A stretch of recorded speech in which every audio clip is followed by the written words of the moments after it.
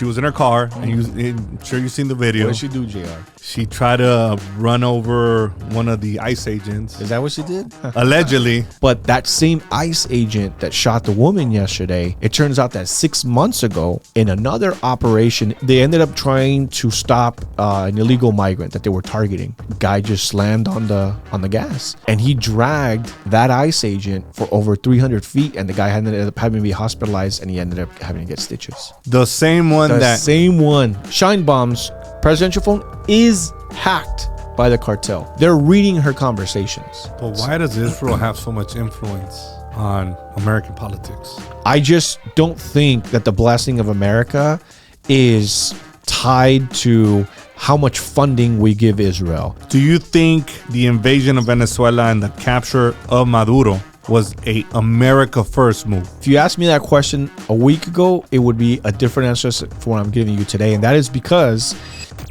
this is the True Hustle Podcast with your host, JR. This is the True Hustle Podcast with your host, JR. Brother, welcome. Yeah, man. Thank you so much. I know I was trying to get a hold of you a few months back, but yeah. But I guess it was crazy back then, too. It was crazy back then. But I guess, everything happens for a reason. Yeah. And there's a whole lot of shit going on. Yeah, man. So we have a lot of things to unpack. Yes, sir. All right, man. I have to bring up Minnesota, man. Yeah. And what happened with the ICE agents and the lady that passed away that was trying to, I guess she was in her car, and I'm sure you've seen the video. What did she do, JR? She tried to run over one of the ICE agents. Is that what she did? Or allegedly, I wasn't there. But she tried to, well, they were telling her to comply and she didn't. Like, what are your thoughts on that situation? Yeah. I mean, look, dude, I know everyone has like their own, I think especially like in Los Angeles, where a lot of Latinos are like against police brutality and kind of more like, I think a lot of us grew up with like the NWA, after police. I used to listen to it as a kid, right? Me too. Or at least not necessarily a kid, a teenager, etc. So there's always kind of been like this Los Angeles attitude of ingrained mentality of like F the system. I used to, I say this all the time. I grew up like on Immortal Technique, where he was even like F the government, this and that. And he's still on that. Well, 100%. Yeah, he absolutely Shout out is. to him. So I think our knee-jerk reaction is like we side with the people versus, the government, etc. Obviously, that changed necessarily for me because I went into the military, did that for 11 years. And so I obviously became a little bit more pro-law enforcement, pro-military, because I got to see things from our side of things. And my job, I was DHS, Coast Guard, for 11 years was stopping people trying to come illegally into this country.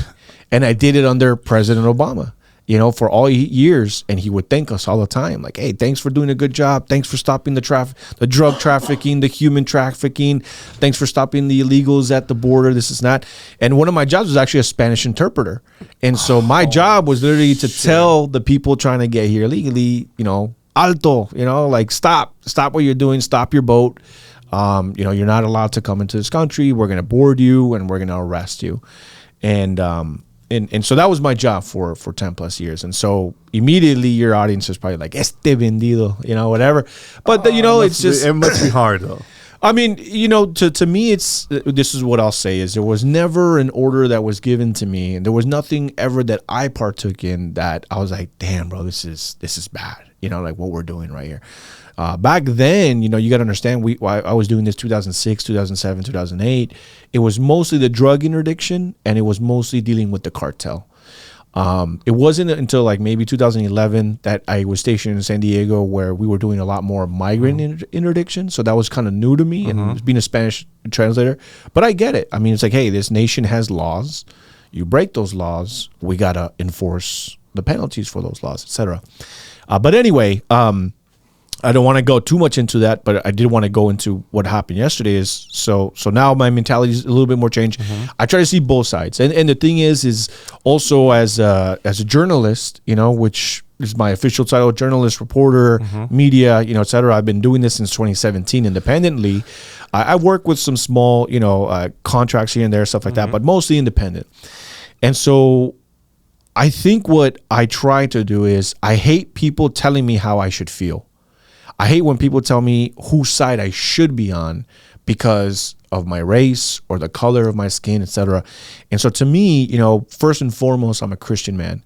And so the side that I will always side with is the truth. If the truth makes Republicans look bad or conservatives look bad or law enforcement look bad, then that's just the way it is, bro. Okay. Hey, guess what? You were wrong in that aspect, right? And so I have, a large audience. I have over 300,000 followers across all social medias. And I have a lot of people that follow me. I got people with LGBT flags in their bios. I got people with pronouns in their bios. And then I've got like people on the far right. I got Groypers. I got the Nick Fuentes followers, etc. A lot of these people follow me, and a lot of people tell me, look, man, even though I'm more communist, even though I'm more extremist, more socialist, I follow you because even though you're clearly conservative because of your Christian morals and your values and the tradition that your mom instilled in you, growing up, when you report, you're able to kind of really take off that MAGA hat or that MAGA mindset because, I voted for Donald Trump in 2024, and you're able to just, this is my honest opinion based off the evidence. Okay. Or here are the facts based on the evidence. And so looking at yesterday, initially when I saw what happened, I was like, this was not good. The optics look really bad. And so I waited. And so I was just like, let me just wait because everyone's immediately going on it. There's a guy on social media, Carlos Eduardo Espina. I don't know if you follow him or not. Big TikToker. Yeah, he's kind of has like a slim face. Like he had a ponytail, and then he's like probably the largest voice in Hispanic news, especially on TikTok. Always does it in Spanish, and he goes, "Noticias de última hora," and this is that. And so, but he's a huge liberal guy, and so he's got his angle, he's got his bias, and he hates ICE, and he hates anything really right wing. And you can tell, off of his reporting. And so to me, it's dishonest to do that. I don't appreciate when people on either side kind of like, because I'm pro law enforcement, I'm immediately going to side with the law enforcement officer. It's like, let's look at the video.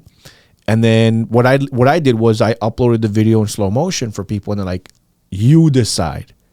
I don't want to tell you right off the bat what I think, So yesterday when the news broke, I posted it for people to decide. I said, here are the facts. I'm not injecting my opinion. What do you guys think? And then people were like, no, this was bad. Or they would say like, no, yeah, this was justified. And so my podcast tonight is actually going to be more opinion now that I have a little bit more. Pero now that I see the angle slow down, I think it was a justified shot. And we're actually finding out today, I don't know if you saw this report, but that same ICE agent that shot the woman yesterday, it turns out that 6 months ago in another operation in the state of Minnesota, if I have this correct, they ended up trying to stop an illegal migrant that they were targeting. And I think the guy had like a long rap sheet. And so they went to go stop him, kind of the same procedure. They surrounded the car.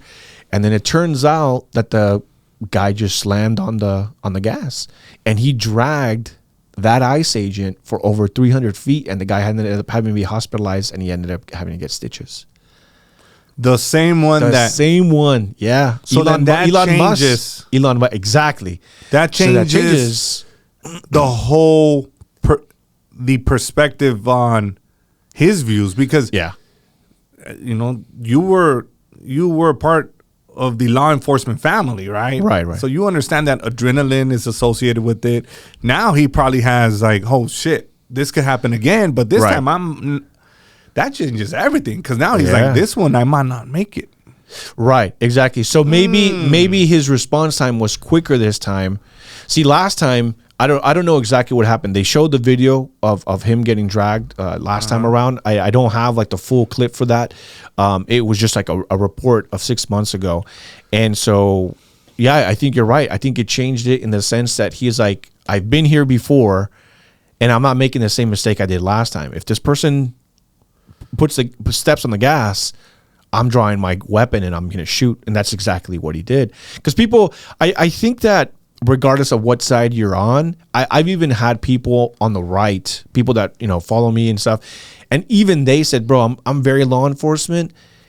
it's just weird that how fast he drew his weapon and just shot. Like it was almost like his instinctive reaction to just shoot. And so now that we have that out of context, maybe now we know why. It's because, hey, this happened to him before and he almost died last time. You know? I didn't know that. Yeah, Elon Musk reposted it. Yeah. I had this conversation with my wife today. And she's like, yeah, I think he could have handled it differently.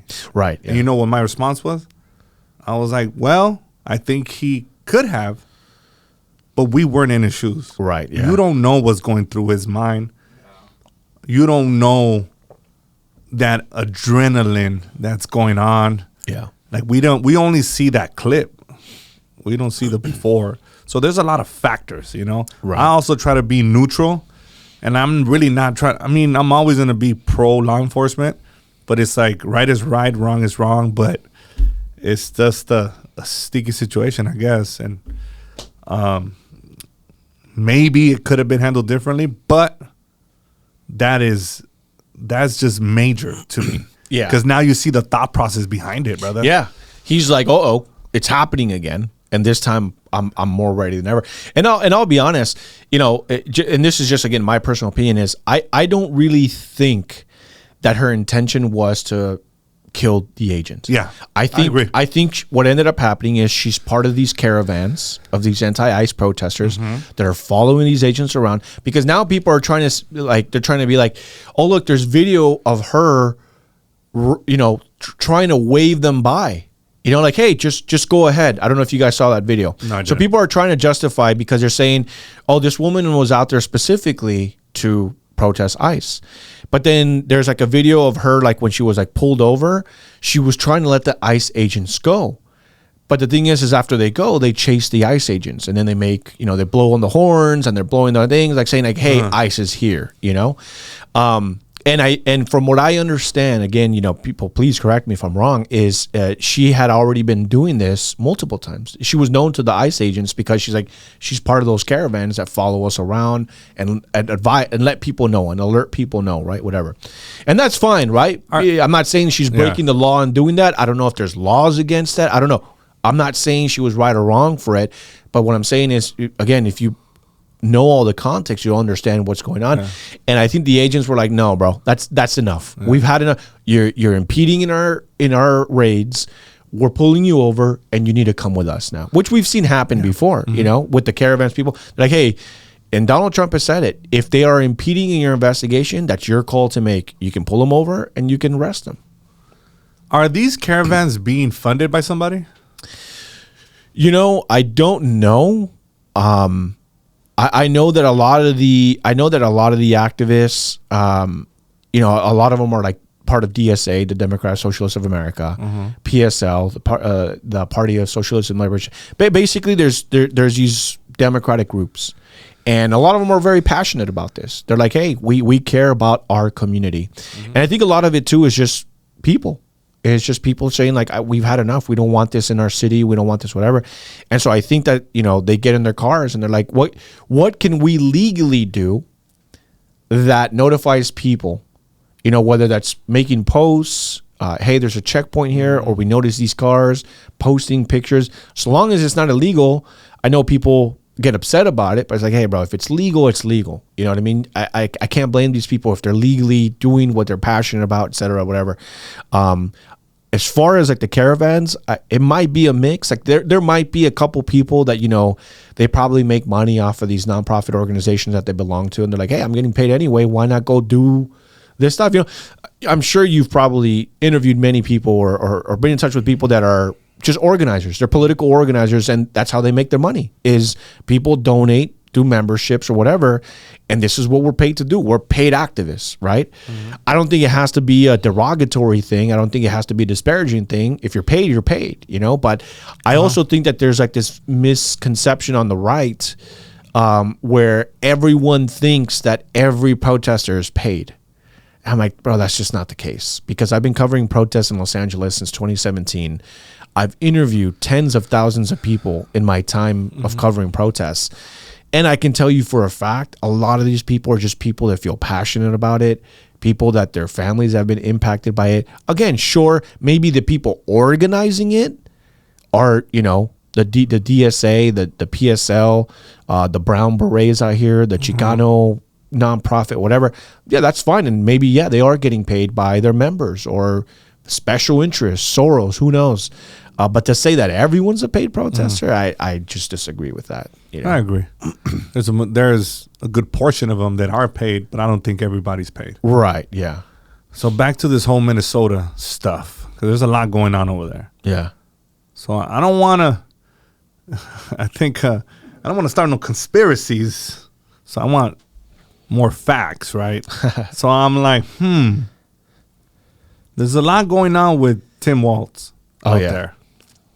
So I was telling my wife this morning, like, the shooting happened there. There's enough evidence to bring criminal charges to Tim Walz. Right, yeah. Because of the daycare scandal. Right. You see any connection with that? Yeah. So actually, there was one other point that I wanted to make with the whole Border Patrol agent that was dragged 6 months ago. Okay. And one of that, and maybe you can agree with this, is they're saying they're going to launch an investigation and they're looking to press charges on the ICE agent, right?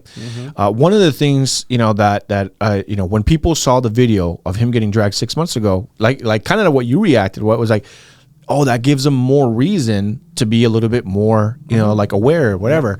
But on the flip side, because again, any good journalist, any good person that's really trying to just be independent would ask themselves, was he a liability then? So if 6 months ago this happened to him, that's a great point, and he was hospitalized, was he medically cleared to get back out there? Because if you're a good lawyer, these are the questions you're asking in court. It's like, wait a minute, if you guys want to say that because he had this trauma from 6 months ago, why did you allow your agent to go back out there with a service weapon? If he's traumatized, if you have trauma and you're armed, right? That's a great point. Exactly. Okay. Yeah. So it's something to think about. I'm not saying, because some people might be like, oh, there's Anthony, because a lot of people on my side hate me because I'm like this. They just want me to be always pro law enforcement and only say the things that the right wing says. But I'm just like, dude, we can't think that way. You got to deep thinker than that, bro. You know what I mean? And to me, I'm just thinking, I'm like, okay, hopefully there was a process that the department took to clear him. You know what I mean? Because again, I was law enforcement, military, whatever. And whenever anything happened, and you went through something traumatic like that, there is a process of, we're not just going to deploy you, bro. You know what I mean? We got to send you to like a psychiatrist, and then they got to clear you. They got to say, hey, this guy's good to go.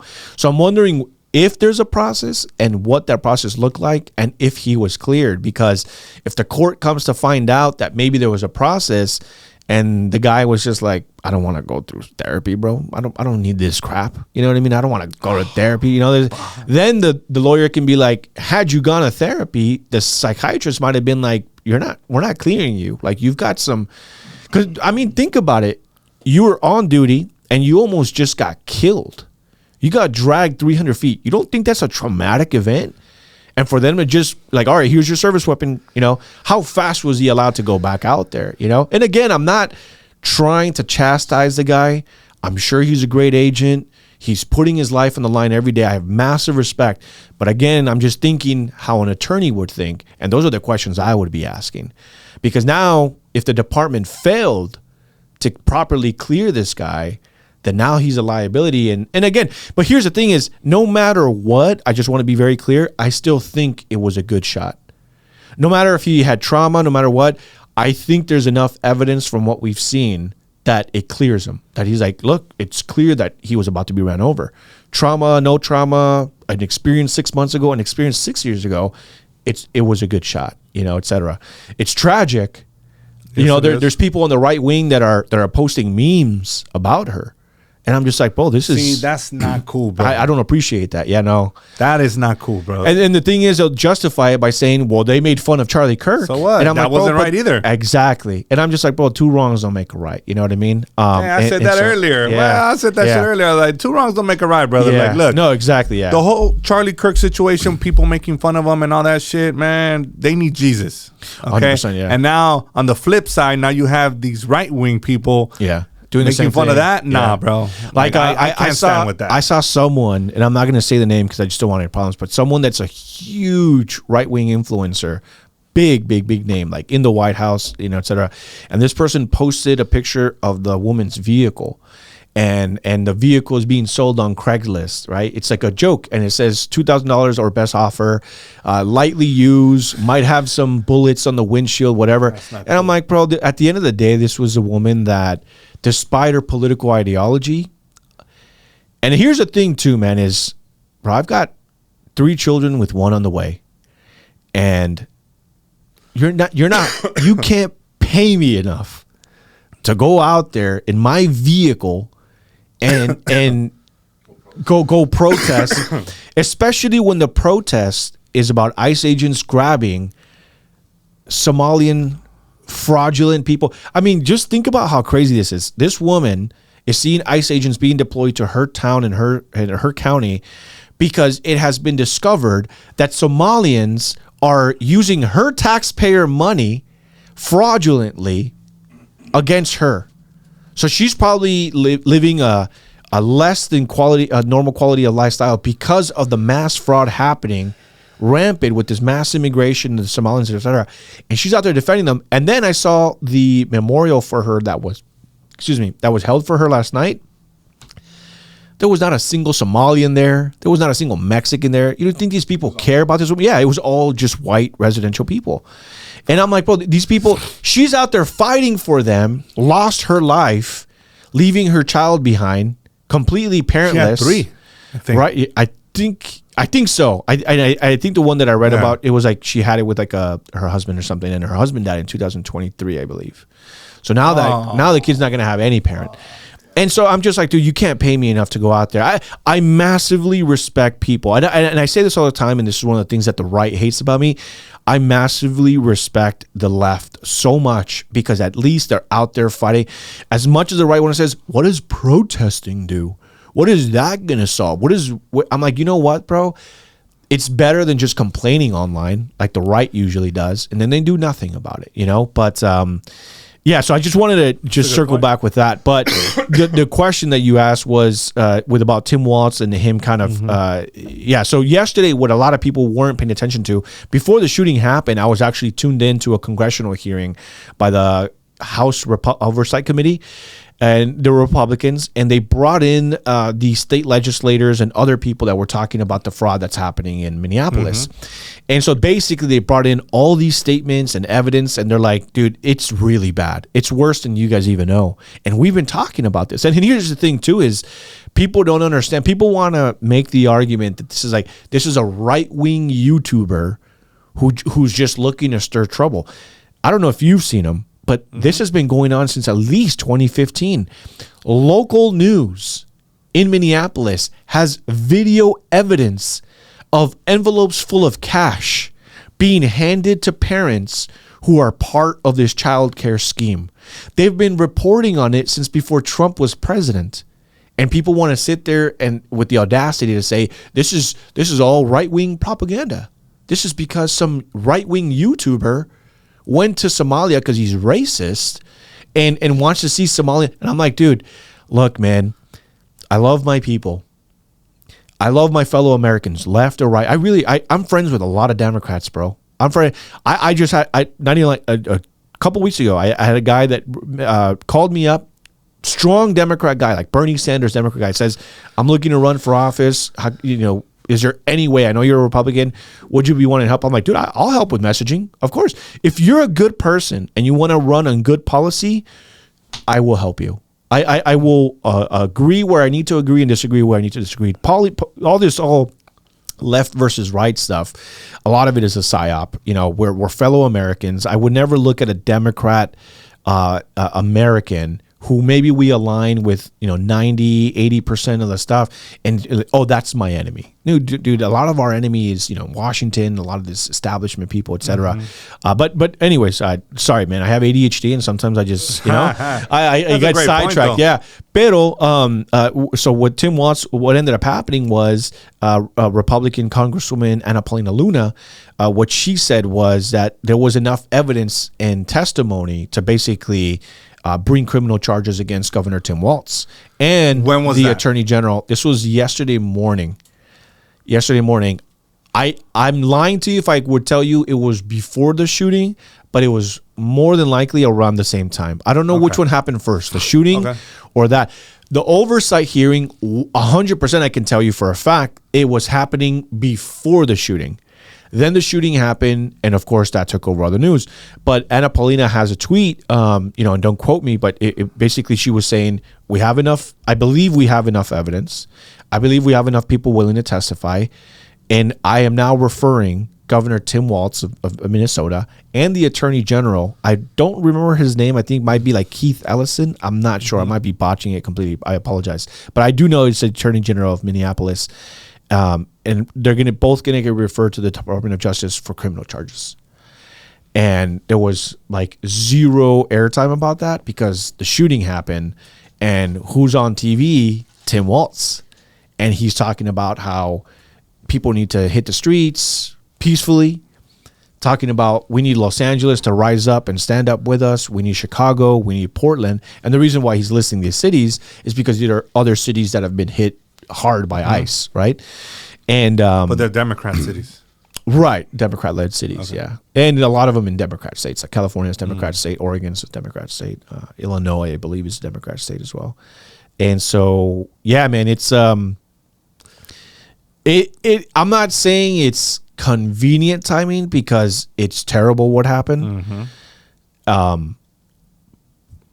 man, you couldn't write a better script. Yeah. TV, Hollywood couldn't write better than this, because now that's the focus. And now I think I showed you a tweet earlier, or I read it to you. You've got all these politicians, Ilhan Omar, AOC, Jasmine Crockett today saying there needs to be nationwide protests because of this. And I think, a lot of it is to kind of take away from the heat that Democrats right now have like an all-time low approval rating. They really don't have any real leadership happening in politics. They really don't know who their 2028 person is going to be. I think a lot of us assume it's going to be Gavin Newsom. Oh, Jesus. But then who's a good vice president? And say, I don't know. Imagine that duel. Ay, santo Dios. Yeah, God save us. Yeah. Do you want to invest in real estate but have no idea where to start? Go ahead and send us a text or give us a call at 323-352-7946, and let's discuss what's the best option for you. Now let's get back to the episode, baby. I mean, but you know what? I think, and I've mentioned this before. Also, don't underestimate Gavin Newsom because we're in California. I don't that guy. Yeah. He's for being he's a mess, but he's actually pretty smart. Yeah, he's very eloquent. He's very tactful. Like a con man. Oh, like yeah. a very tactful con man. Like a dealership guy. Yeah. Like, he can sign here, but don't look at the 29.9 interest rate that I'm trying to get. No. Don't look there. Yeah, exactly. Don't look under the hood. Look in the trunk. He does his, I don't know. Yeah, I know. He does these things. So the way he sits, I'm like, bro, how do you sit? Like, do you have nothing in between there, right? Pero here's what I want people to understand, and I've said this before, and I've said it like in dinner settings with other political people, and they're like, that's scary what you just said. And so let me paint you a picture. Is Donald Trump, we had 4 years of President Biden, and Donald Trump won in a landslide in the sense that most Americans voted for him, so he got the popular vote, but then he also had he won every single swing state. And so I guess in a sense that's like a landslide, right? It's like winning every single one when it was expected that you would maybe win some. That's kind of interesting. Polls, right? Yeah, showed a different story, but But here's the thing: is that when Donald Trump ran, he ran on being like vengeance for the American people. Is you have been wrong for the last 4 years under President Biden. The whole pandemic situation, forcing people to get the vaccines, et cetera, et cetera. And you name it, right? I remember Dianne Feinstein. She was a representative here in California. She was trying to make it so that people couldn't even fly domestically unless you were fully vaccinated and you had your vaccine card. So, I mean, it was dark times for some people, you know what I mean? And especially here in California, we know all about Gavin Newsom. The problem is that the rest of the nation doesn't really know Gavin Newsom outside of whatever the media says. But we all know that all you need is 1 month of a heavy push by the mainstream media that you're a good guy, and people forget because it's like, it's what's being told to you. And so if the media is telling you Gavin Newsom is actually good, eventually you'll believe it. You'll be like, oh, I used to think all these things, and it turns out they're not true because the media said so, right? And so one thing to consider is that look at what Donald Trump is doing now in the sense that he's firing all these federal employees, got rid of USAID, downsizing departments, upsizing some, like the DHS agents, et cetera, to handle mass migration. Deportations, that's a very touchy subject, especially for Latinos. Mass deportations, breaking up families, all the videos out there of street vendors, even Republicans are like, dude, I don't like these videos. I thought this guy was coming after like the hardened MS-13 criminals, abuelitas, bro, like street vendors. Come on, bro. Yeah, You're just selling flowers, tacos. Yeah, Chill. exactly. Yeah. And so I think that if Gavin Newsom were to play the same card but in reverse, I think he's got a good chance. And this is what I mean is Donald Trump ran on all those promises. Let me be your vengeance. I will use my full executive power to come after all our political enemies.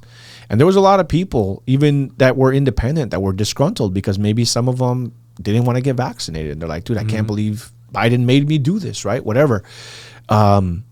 Or the economy wasn't good, inflation was bad, and then the media lying to us nonstop. I think there was a lot of people that just were pissed with the establishment, trust in the media, all-time low. No, actually, there is no inflation. Yeah, there's no eggs, and if you find eggs, you're paying twice as much, but there's no inflation, guys. And then suddenly Kamala Harris comes on, and she's like, actually, we need to get rid of all this inflation. And like, well, wait a minute. You're part of the fucking problem. Like, why don't you solve them now? As vice that the whole time she ran, I'm like, but why don't you do this now? Why do you have to? Why is she on here gaslighting people? And if I win in November, I will make gas cheaper. And I'm like, but why don't you do that now, you moron? Like, come on, dog. Like, who's buying this stuff? And so what Gavin Newsom can do is he can come in and be like, anyone that was a federal employee that was fired by President Trump and you lost your pension, you will be rehired. Any family that has been broken up by this fascist administration, I swear to you that we're going to bring your loved ones back. And we're going to open up the borders and we're going to let everyone's families in. And so he can just run on reversing everything that is seen as Trump bad. He can be like, I'm going to abolish ICE. We're getting rid of it completely. We'll have Border Patrol because we need, Border Patrol. But ICE, I will nuke it. There's going to be a lot of people. And how many people would go for it? Even if you think about this, I know federal employees that voted for Donald Trump that are fired because he downsized their department and they feel betrayed. They're like, dude, I voted for you and you just took away my pension after 15 years. If Newsom says you will be reinstated with back pay and your pension given back to you. But will he deliver? I mean, he technically can if like the same way Donald Trump has, right? Like he's downsized, he's cut jobs, etc. I went to SCOTUS. SCOTUS said, yeah, actually he can do that. I don't see why he wouldn't be able to do it. You think people will bypass that he's damn near going to bankrupt California? Well, that's what I'm saying is people will be like, you know what? He's going to give me this, but I seen this California deficit. And this is not good. Do you think people are willing to just be like, right? All right, let's let's not focus on that. Let's focus on our pension. Right. Yeah. And that's the problem is I know that that's usually where people will disregard their morals is because it affected you personally. Do you want a pension? I mean, how many times? How many? Well, right, that's pension a big money, right? influence. Well, I mean, how many times have we heard police officers or law enforcement say like, "Hey, dude, I'm just doing my job." The reason they say that is because like, look, man, I need a job at the end of the day, and if I disobey, I lose my job, and I need my job. Are you going to pay my bills? No. Okay, so then I'm going to do whatever they tell me in order for me to keep my job. And so I think that two things are going to determine whether Gavin Newsom can win in 2028 or whoever the Democratic candidate is. It's going to be, is there enough pissed off people at Trump to vote against him that maybe voted for him in 2024? And secondly, how divided will the right be? Because it's pretty divided. Maybe not on paper, because there's, people are saying like, oh, Republicans are still going out to vote in these special elections. This is not. So maybe they'll still vote, but there's this division. There's like this encroaching statement of like, don't vote in 2026. To show the administration that we're pissed off with them and that we'll do the same in 2028. If that's the case, you've got very powerful voices out there, large audiences saying, we don't care about the midterms. We care about, are you delivering on the things that we want? And the problem with that is that there's been a lot of delivering from this administration. And, this is one of the things that I get a lot of pushback on. A lot of people say, would you vote for him again knowing what you know now? I'm like, dog, you're asking me if I would vote for Donald Trump over Kamala Harris again? Well, there's almost no scenario where I'm going to be like, you know what? Looking back at it, I'll probably vote for Kamala Harris. There's just no scenario. Oh, there's Absolutely almost no scenario, bro. Like literally no scenario. You know what I mean? And to me, it's just comical when we have like these doom pillars, black pillars saying they're two birds, they're two feathers of the same bird and blah, blah, blah. And I'm like, I wish I lived in your reality where you actually really believe that. I mean, you must. We live in California, and I think we got hardest hit during the Biden administration because a lot of his executive orders were implemented in California, where Newsom was like, whatever Biden wants, we're mandating it here. Oh, they can't go to restaurants? Perfect. We're not going to allow them to go to restaurants either here in California, right, et cetera. So what's unique about Republicans, conservatives, and independents in California is that we're actually way more extreme in our politics because we live on the front lines. This is like ground zero for political, like, bro, we know what it's like to live under harsh conditions. You don't, because you live in a plot of land in the middle of Texas, rural Texas, and maybe you were never impacted by the things we were. Your kids don't have to go to schools where these obnoxious things are being made out to be. And so for people to say that voting for either one would be the same, I'm like, where were you the last 4 years that you truly believe that? Where did you live? Like, and then some of them, I find out that they live like in rural America. They're rich as heck. They can afford anything. So of course it doesn't matter to them because it's like, well, we're rich. Who cares? And so they just chime in and they're just like eating up this nonsense that like voting for one person or the other. It's exactly the same.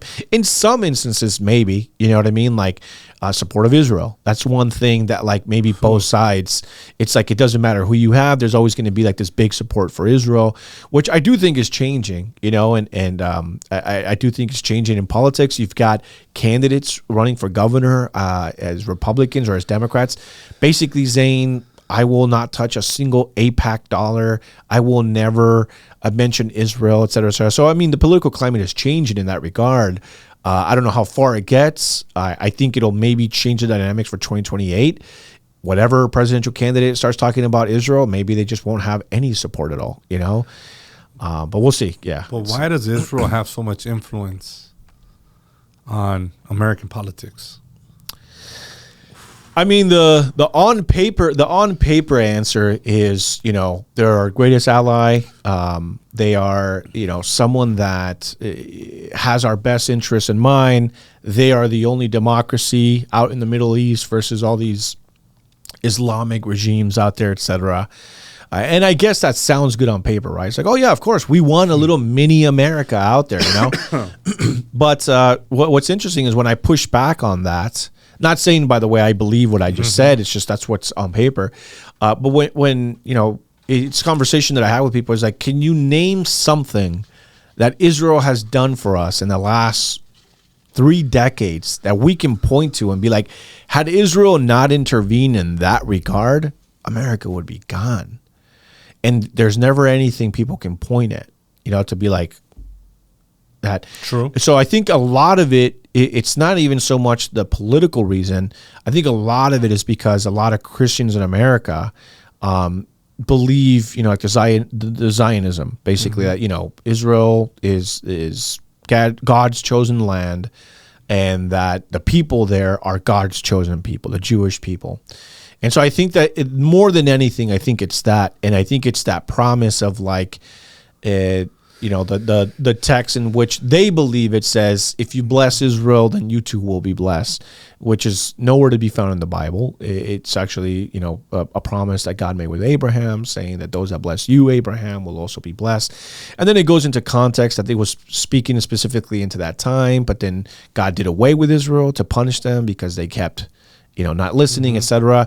And there's like the, you know, the whole argument of like, is the 1948 establishment of Israel the real biblical Israel? Then you've got, I mean, you know, I'm not a theologian. I don't, you know, have a master's degree in the Bible, etc. This is just what I've heard, and the arguments is, you know, are the Jewish people actually today's Jews? You know, are they different from the Jewish people of back then? You know, or even who is Israel? Is it a physical location, or is it the church? You know, and so that's kind of called like replacement theology, where people think that the physical location and people of Israel, when they were disbanded, basically, and with Christ coming back, it ended up becoming that Christians are now Israel. So it's kind of like more like a metaphor of Israel as a church. It's the widow, the wife of Christ, or the bride of Christ, rather. Sorry.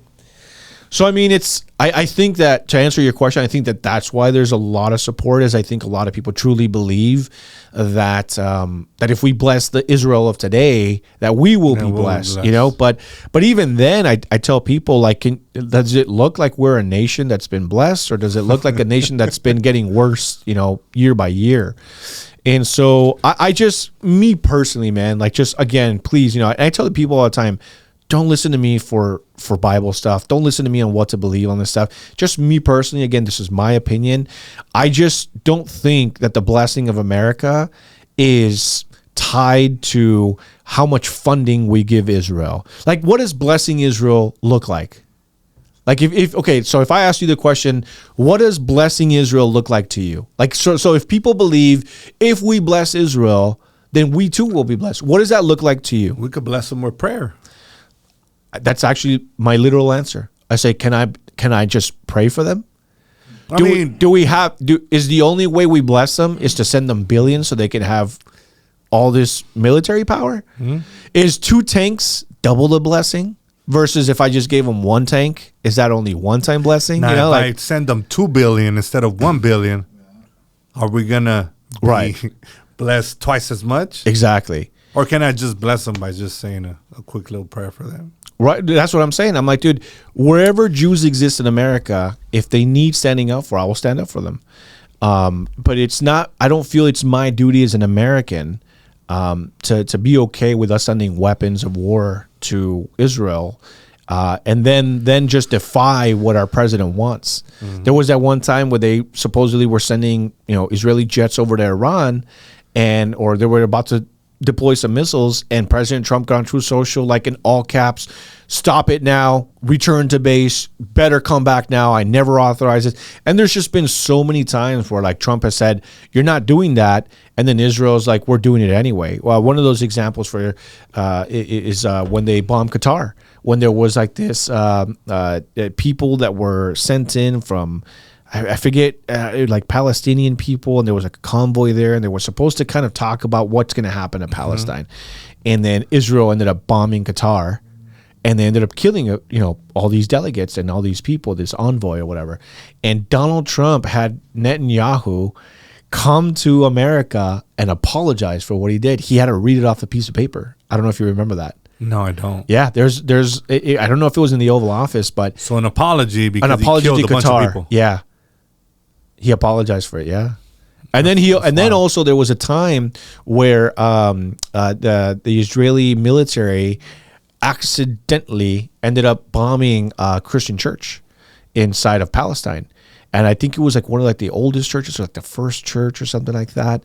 And it had like historical value to it, which I don't care if it has historical value or not. You don't bomb. It's a church. It's yeah, bro. You know what I mean? Like you don't bomb the same people that are literally making sure you exist in the region. You know, and I guess people died or were injured. Don't quote me. This was it was a while back, and Trump called Netanyahu. He's like, "I need you to issue an apology," and.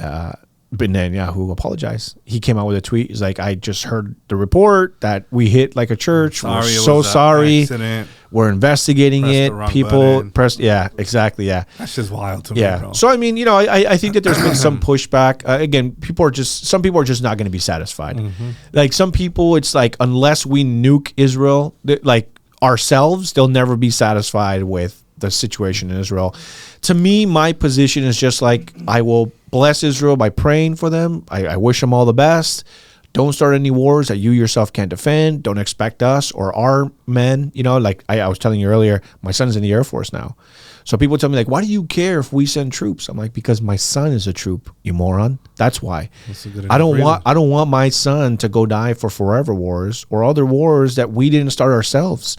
Israel wants to be tough on Iran, let them be tough. But if they get retaliated against, don't come crying to us saying, "Oh, we just bombed this place and we accidentally killed some more people, and it turns out this state of head was there. Whoops!" You know, like we need America. Like, no, bro, you remain peacefully as you are and leave everybody alone. Or if you get yourself in a war, then it's on you, man. Then it's don't not going to come be to us. Yeah, We gotta go put out fires and send Yeah. our people and put our people at risk. Not happy with it, bro. Yeah. All right, let's go back to elections. I don't think I've ever asked anybody this question,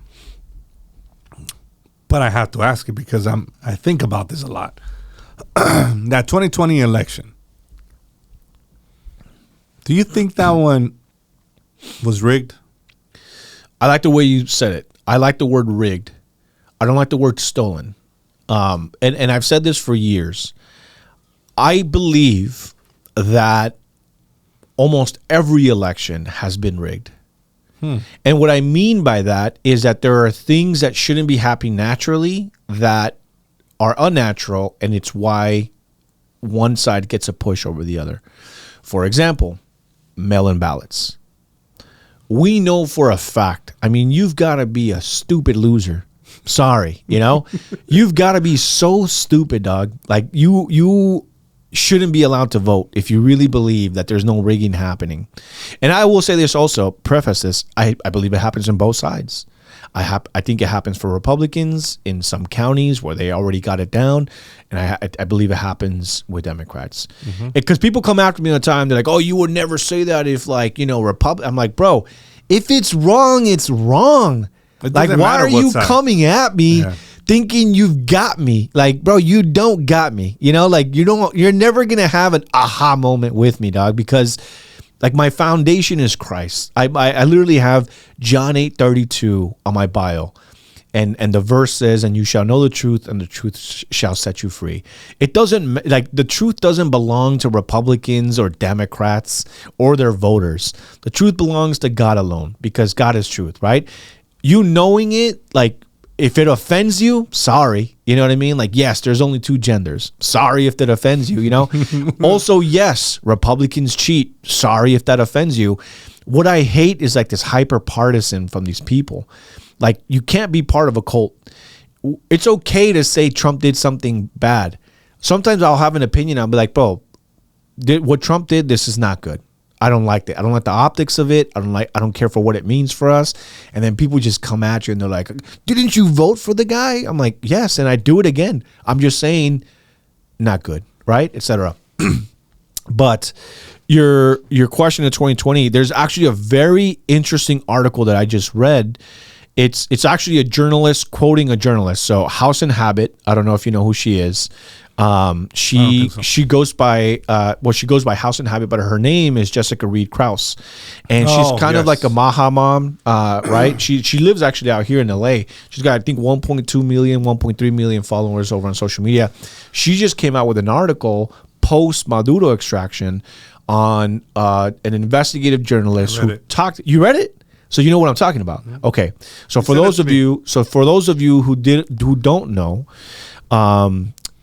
basically, I mean, it's such a long one, and I feel like there's so many things that like help build the story.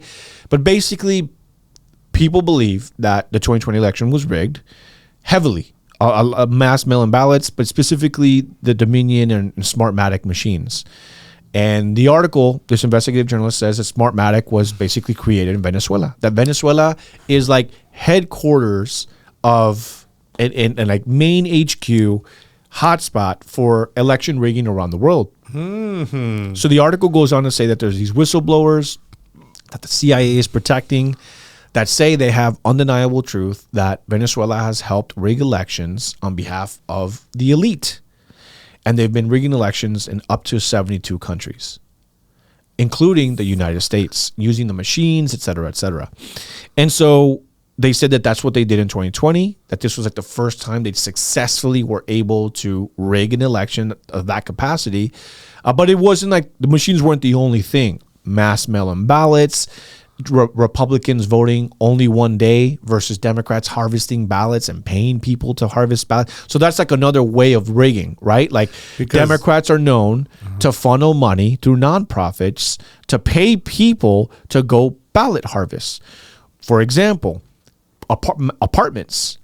So there's data that shows that apartment complexes are very low voter turnout places for whatever reason.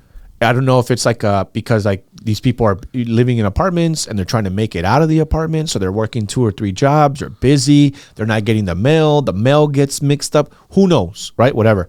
Well, these people are getting paid to go knock at these apartment complexes just to pick up the ballot. And they're like, hey, we're here for your ballot. Doesn't matter if it's filled out or not. They want your ballot. And then the people take care of how the vote is, right? Whatever. Because here's the thing. Here's the thing. Let's say I'm running, I'm a candidate, whatever, right? Consulting company says, hey, we help consult for your thing, and we also do where we pay out people to go knock on doors. So the company is the one doing the rigging, not the person. That way the person can keep their hands clean, right? But people already know, like, hey, if you go with this consulting company, they can help you win an election because they pay people to go out and ballot harvest. You're thinking, what a good idea. Pay people, because who wants to do this for free? Republicans definitely don't, and we don't, because I've done this every election since 2018, 2020, 2022, 2024. I go knock on doors.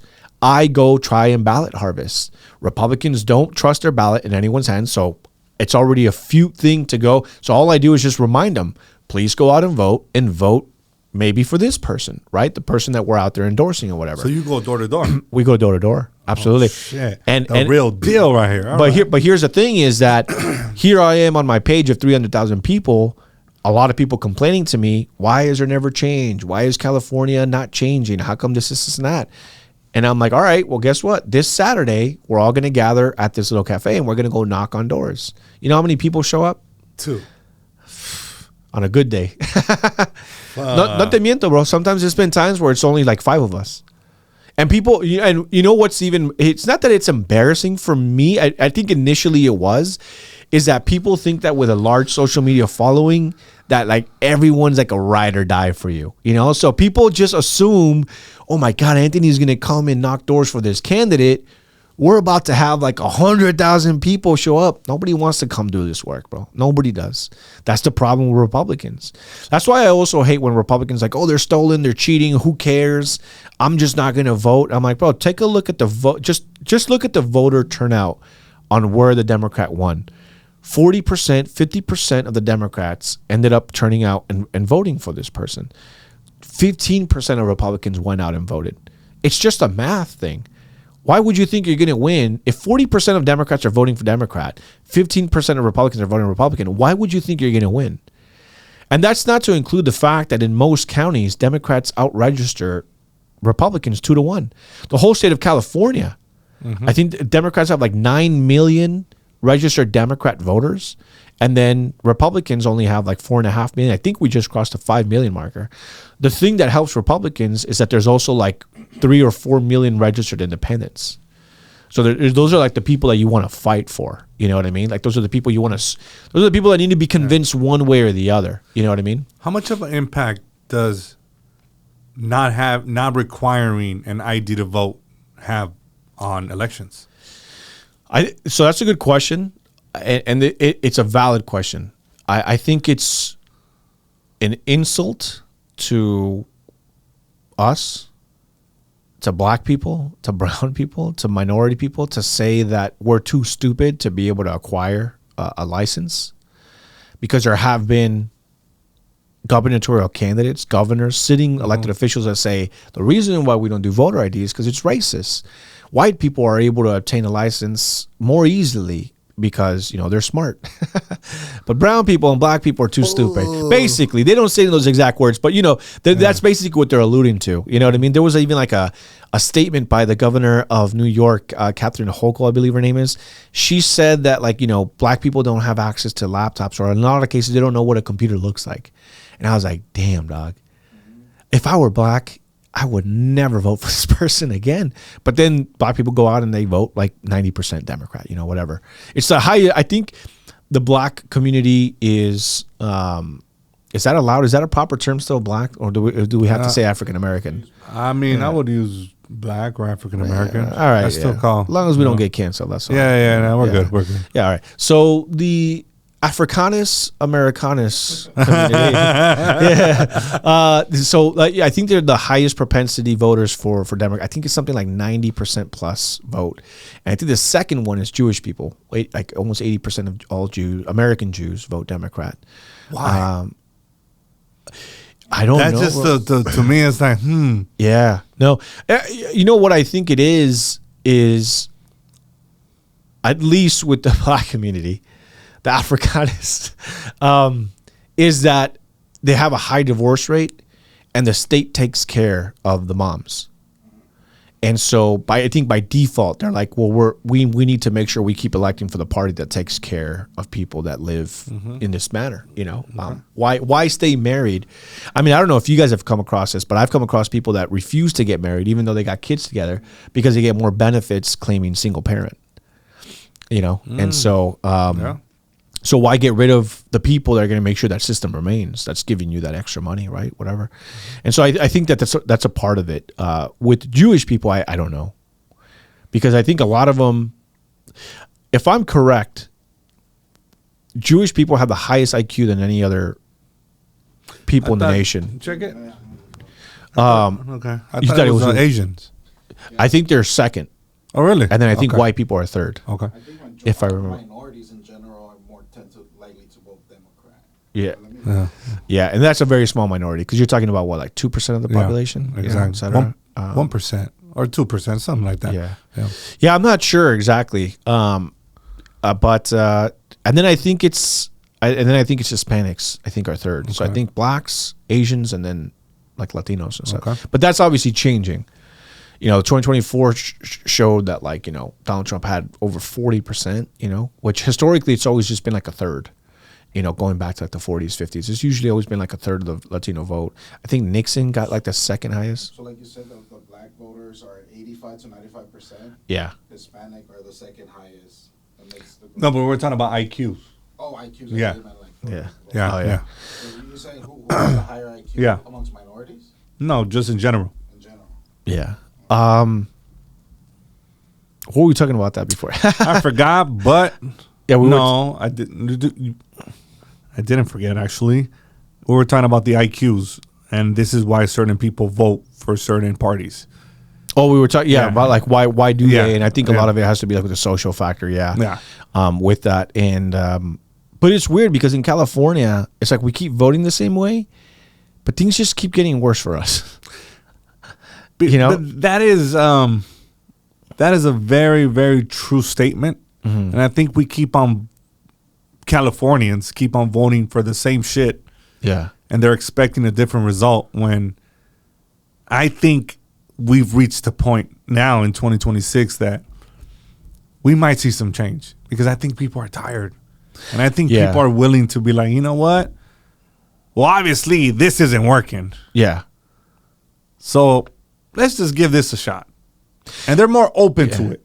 And what I think is crazy is that even if I were like let's just say I was a lifelong Democrat, and I'm watching my party destroy California. I'm looking around the cities and I'm like, bro, there's feces everywhere. Homeless people just shooting up everywhere. I can't, dude. I sometimes I go to protests and there's homeless people just whacking their ding dong in front of like children, because they're just like mentally ill people, right? And I'm just like, bro. I'm like, how do you explain this to people not from here, right? Like, how do you explain that this is what's happening? So if I were like a lifelong Democrat and I look at this and I'm like, bro, it's not getting easier for me. I have to work 3 or 4 jobs, 2 or 3 jobs, whatever. And I can't even think about having children, because are they going to have a future here? Like, realistically, right? I would just not vote Democrat. You don't have to vote Republican. Just don't vote Democrat, to teach them a lesson and be like, bro, unless you guys change something, like, we're just not doing it. And I think that's why Zoran Mamdani got elected in New York City, because he didn't run as a Democrat.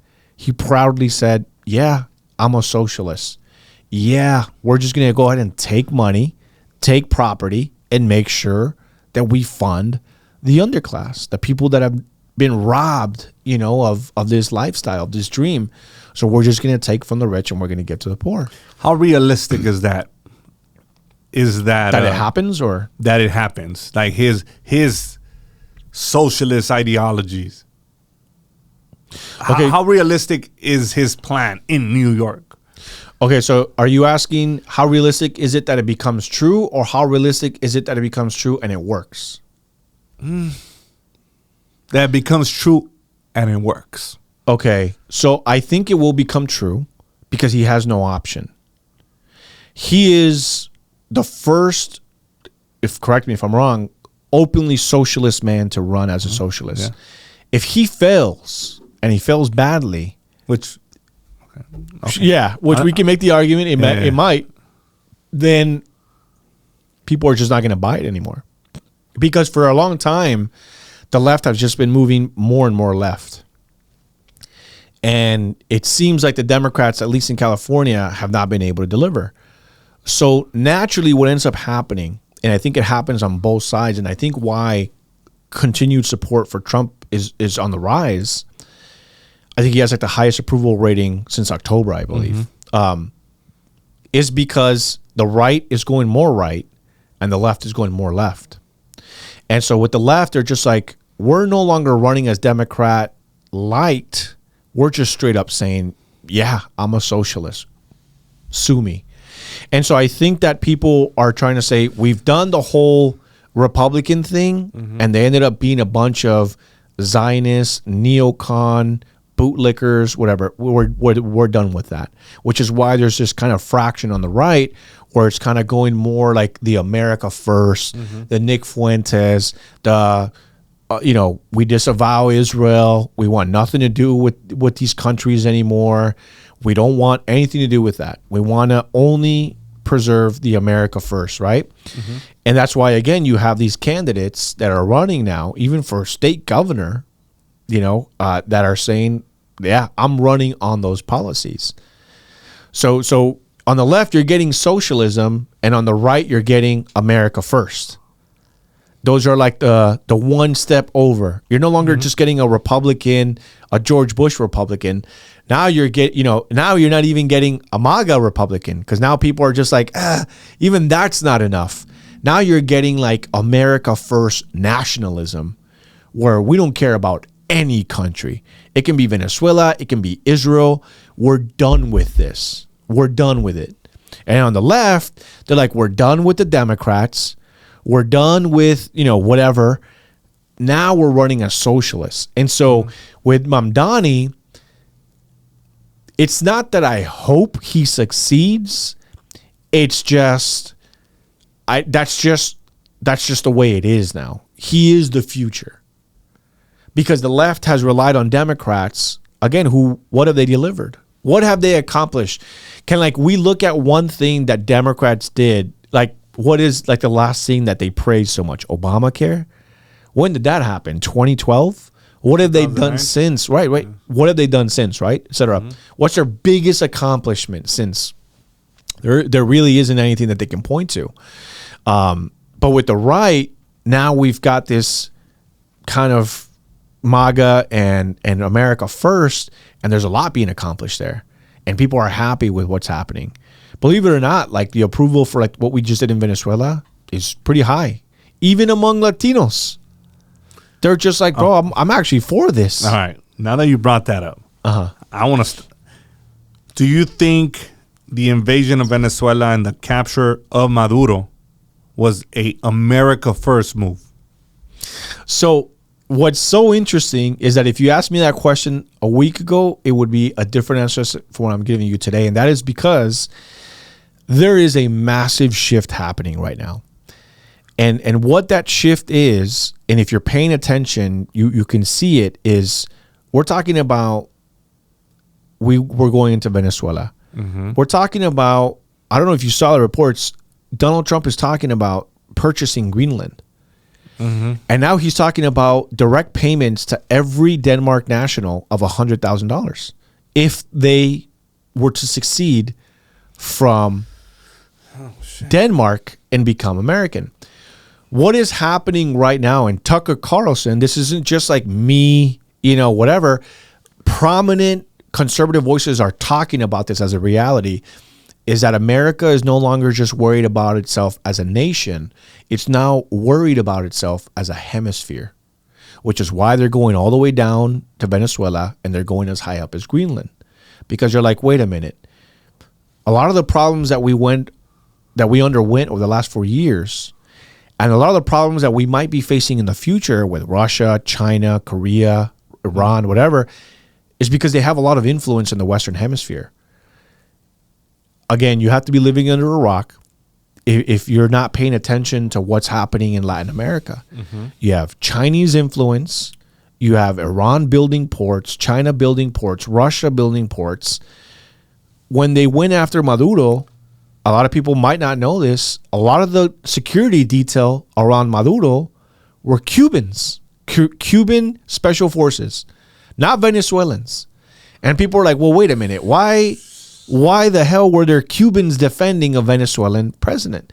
And it's because it's all correlated. It's all together. Now, the problem is it's a hard selling point for people on the right because they're just this is... You're buying into the neocon mentality that Iran is a threat, that Russia is a threat. You're basically giving an entry for this administration to push back against and go to war with, right? But that's not what I'm arguing here. The thing is that Donald Trump is now making the case of we can't really protect America without protecting the entire hemisphere. Because if we are allowing our enemies to build bases and build ports, military ports, in a country that's, how many miles is it from the tip of Venezuela to Florida? I mean, dude, that's rock, you could fire some heavy artillery from Venezuela into American mainland. Yeah. So the question should be are we wanting to be so non-interventionist that we are allowing the people, here's the thing is, and someone actually framed it pretty good. Being a non-interventionist, being isolationist only works if that's what everybody wants for themselves. And what I mean by that is I'm America first. I truly care about the American people.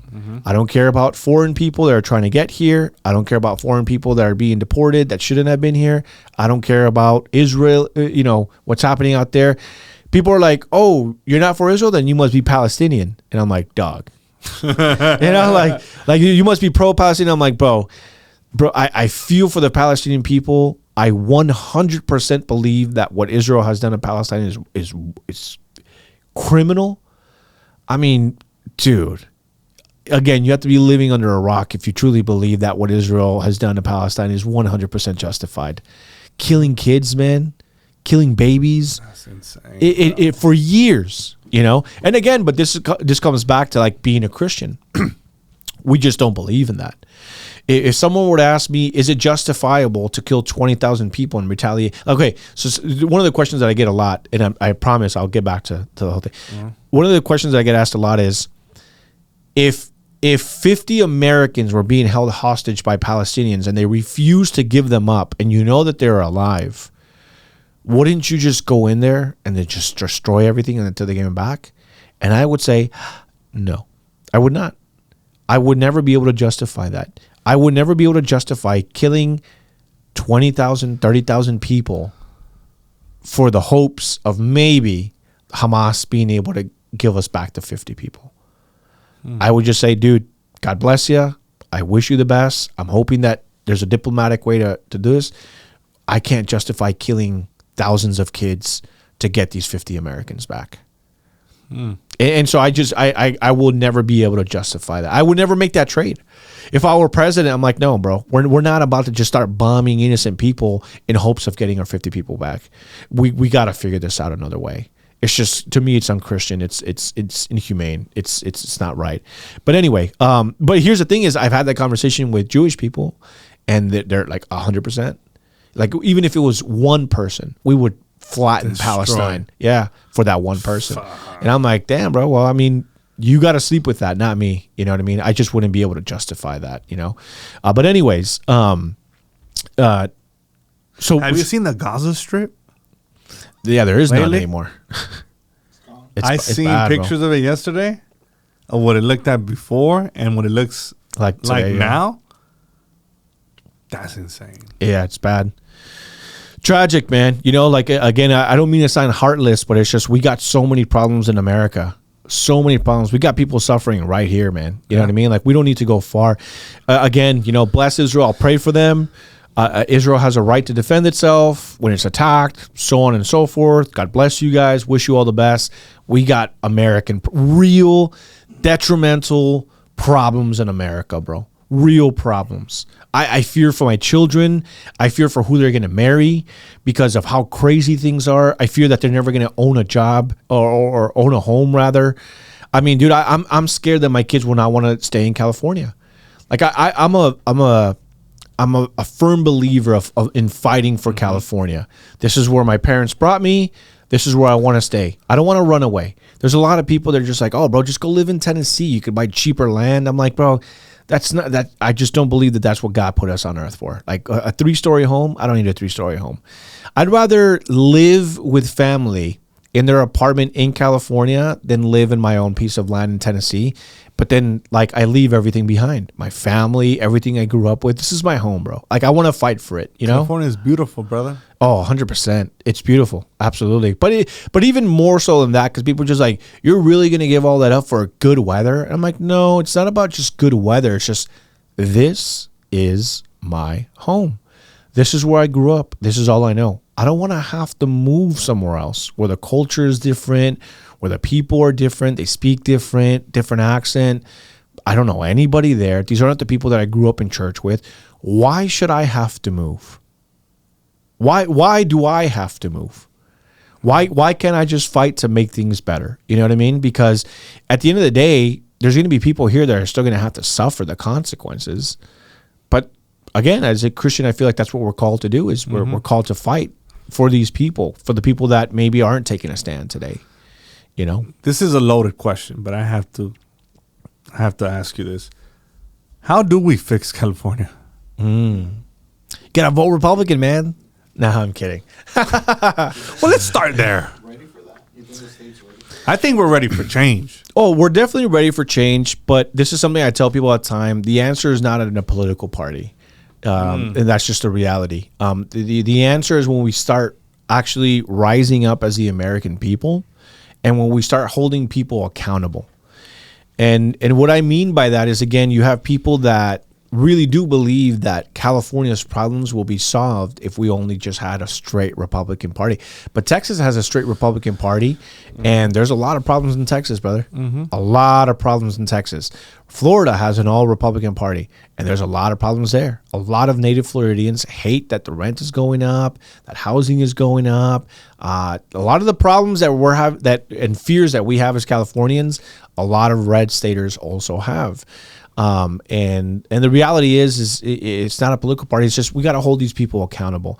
I think that California is ready for change, and I think it's why we see for the last 4 or 5 months that the polls that have been coming out have 2 Republicans in the top 3. So we've got Sheriff Bianco leading at number 1. If memory serves me well, that's still true today. Then you've got Katie Porter. Is that her name? No, I think she's running. What's it called? Democrat, though, right? Right. Yeah. But what I mean is she's number 2 as a Democrat. Yes, so she's correct. a top Democrat, and she's a number 2, but she's still trailing behind Bianco. And then at number 3 is Republican Steve Hilton. So you've got 2 Republicans in the top 3 slots for who people would vote for if the election were held today. Bro, if that doesn't scream like Californians are done with the one-party state. Now, ideally, what I would like to see, something that we don't have right now, is that Democrats control, obviously, the governor's office, but they also completely control the state legislature, which is the state senate and the state assembly.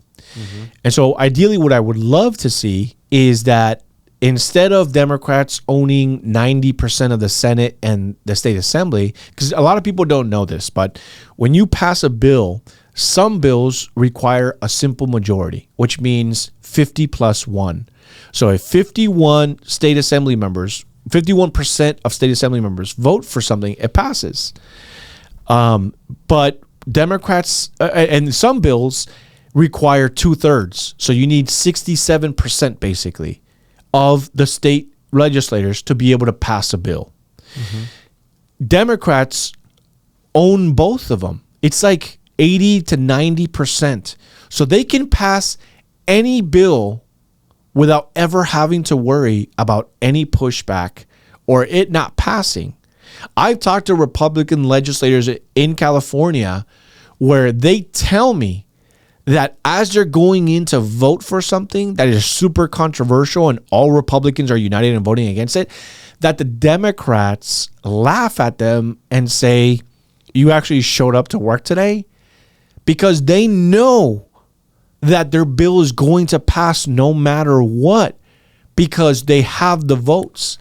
And so what I was getting at earlier, ideally what I would want is I would want it to be 50-50. Because what I would want is I want Democrats to have to craft bills that truly benefit Californians, that they get Republican support to pass something, and vice versa. I want Republicans to be able to introduce bills that they don't feel like they can just do whatever they want because they own 90% of the state legislature. But I would want them to be like, damn, in order to pass this bill, we need to get like 5 Democrats on board. Who can we talk to that would want to see this? You know what I'm saying? Yeah. So like that's what I would ideally want to see. California is ready for change. 2 years ago, I didn't think we were ready for a Republican governor. Dude, I think it can happen this year. I think I can too. I think so. You've already interviewed Chad Bianco, right? Chad Bianco, yeah. And then have you interviewed Steve Hilton? Not yet. Have you reached out to this team? I'm probably gonna reach out this week. Okay, yeah. What did you think about Chad Bianco? I think he's a great guy, like a wholesome guy. Yeah. Is he your guy? As of now, yes. Oh, okay, cool. I think so. Nice. You know, I just felt that he said all the right things, but then again, all politicians do. But overall, I think he was a great guy. You know what I mean? But I still got to get at what's his name? Steve Hilton. So what about any Democrats? You're planning on interviewing any Democrats? They reached out to me to interview Antonio. Oh yeah, Aragosa? Yeah. Yeah. Which I'm open to it. Yeah. Oh yeah, for sure. I just don't want no gaslighting here. You know, You're gonna get it. You're gonna just get don't it. gaslight us. You know, just be like Chad. Chad, we just had a conversation just like you and I. Yeah. It wasn't something like, all right, I'm gonna go through, which I am gonna do that. probably in April, like we're gonna have like rapid fire. Yeah. And and I would want to do it with both of them actually, Mm-hmm. but I just don't want nobody to sit here and gaslight me and our audience. Yeah. And I think somebody's gonna sit here that's gonna try it, and hopefully I get to just nip it in the bud and be like, nah, we're not doing that, man. We want real solutions. Yeah. You know what, man? I think it's important. What I appreciate about your podcast, well, obviously, you're Latino, so am I. And I think it's important to educate our audience. Yes. And I think it's important to have honest conversations. And I think it's important to have both sides. Even though, like, I don't know, how do you identify politically, would you say? I'm a conservative. Well, I'm a registered Republican. Okay. Yeah. So you tend to vote like more Republican, but are you opposed to like voting Democrat? No. I was a lifelong Democrat until the pandemic. Oh, interesting. I think the pandemic changed a lot for me. It changed a lot for a lot of people. For a lot of people. I'm not the only one. Oh, and I'm just bro. like, wait, what? Yeah. You're making me do what? That this shit's insane. Like, I know. And as a business owner, as a landlord, like, they fucked us, brother. Yeah. I'm going to tell you that. Oh, yeah. Oh, I have I have a lot of friends that are landlords. Excuse my language. I have a lot of friends that are landlords, and they're the most pissed off out of everyone because of all the pandemic rules. And they're like, bro, these people have been staying in my home for 2 years, and they have rights, and I'm not allowed to gather rent from them. Let me tell you a little story. Now you bring that up. All right. So I bought this property, right? I'm fixing it up, rehabbing it. I spend about $45,000. It's a 2-bedroom, 1 bath. I fix it all up, right? I bought this property in 2019, like August 2019. And then, I had it ready a few months later, fixed it all up. I rented in February 2020. Brother, this man was cool, paying me the first month. The pandemic hits. He was there for 11 months, brother. So now I lost my rehab, and he stayed there for free. Yeah. And he fucked up my property. Yeah. And I legally couldn't get him out. Took me a year, brother. Yep. How do you think that makes me feel? Trust me, bro. I'm telling you, the people that got fired are the most pissed off. And the second most pissed off people I know are just regular hardworking people that own property, rented it out, and they came to find out what the one-party state will do to you. They did it fast, and they did it just... And there's people still going through it today. Yeah, absolutely. People still going through it today. I know people that are still in legal battles because of pandemic rules where people are like, oh, yeah, you don't have to pay your rent. Yeah. And if your landlord tries to, we'll defend you. Brother. Yeah. They... On Univision, bro. So I'm not a big fan of like they Canal 34 right now. They banned me. They went on national television and said, no tienes que pagar renta. Nadie paga renta. Yeah. My dad calls me like, ¿Cómo Good luck. estás? And I'm like in my bed like, oh shit, what the fuck is happening from one day to another? I know, bro. I mean, it was just so one-sided that it forced me to open my eyes and be like, all right, dude, this is just a little bit too much. This is crazy. And you know what's crazy is that I'm seeing similar messaging right now coming out of New York because New York City Mayor Mamdani just hired this chick from like urban housing or whatever. And she's out there saying, it's time to start seeing property not as an individual right, but more like as a communal right. And so she was saying that like that the people that are going to be most impacted are going to be white people. Like if you're a white family, you're a white person, you're going to be impacted by this new communal housing. And there's like video of Mamdani talking about how history shows that if you abolish property rights and you build communal, so there's actually like a video, and he's showing like New York like in the background, right? It's like animated, and as he's talking about getting rid of like individual property rights, blah blah blah, in the image it shows individual houses, like a home, and it's being demolished, and he's like, and let's talk about communal housing. So the construction crew comes in, they're building it up. It all happens quick. And instead of the nice little standalone family home, you've got communal housing, and they're all built out of concrete, and they're like 5 stories high, and it's just like a big rectangle. You took away the beautiful home of individuality, what makes a home, and now you're saying we're getting rid of all that, and we're going to build these big cement buildings for you guys, and they're calling it communal housing and communal housing projects. That's what I was gonna say. Well, it sounds like projects. I'm like, bro, it sounds like Soviet Russia. You know, I'm like, bro, that's what you're going. And then that's why when I said that, I'm like, that sounds like what Russia did, and what the Soviet Union did. And then he's like, and history shows that works. And I'm like, oh, history does, huh?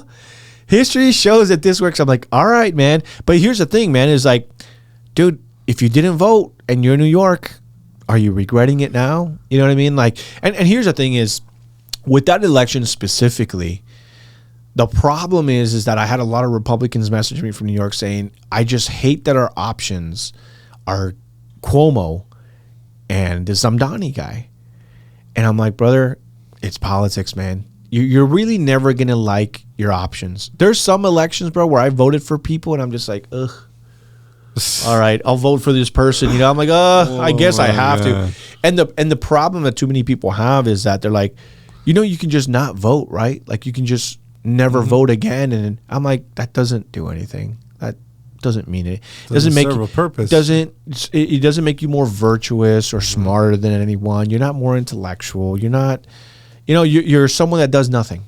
You know, and so to me, that's just not the answer either. You know, so it's like, I know they weren't great options, but imagine being a white family. He was like, I'm not voting for Cuomo, but I'm also not voting for the guy, so I'm just going to stay at home. And now there's commercials saying, like, if you're a white family, you're about to have your property taken away. And I'm like, they passed a law. Check it. Yeah. It's called COPA. COPA law? Oh, I've heard about that. Yeah.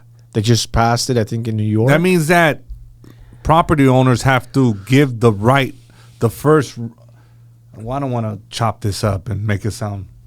I haven't delved too much into it. I meant to get into it, but yeah. But I heard it's about essentially that. It gives corporations, and I think the state of New York, first right to buy your property, or it has to be pitched to them first. If you type in something like, what is the COPA law in New York City that just passed?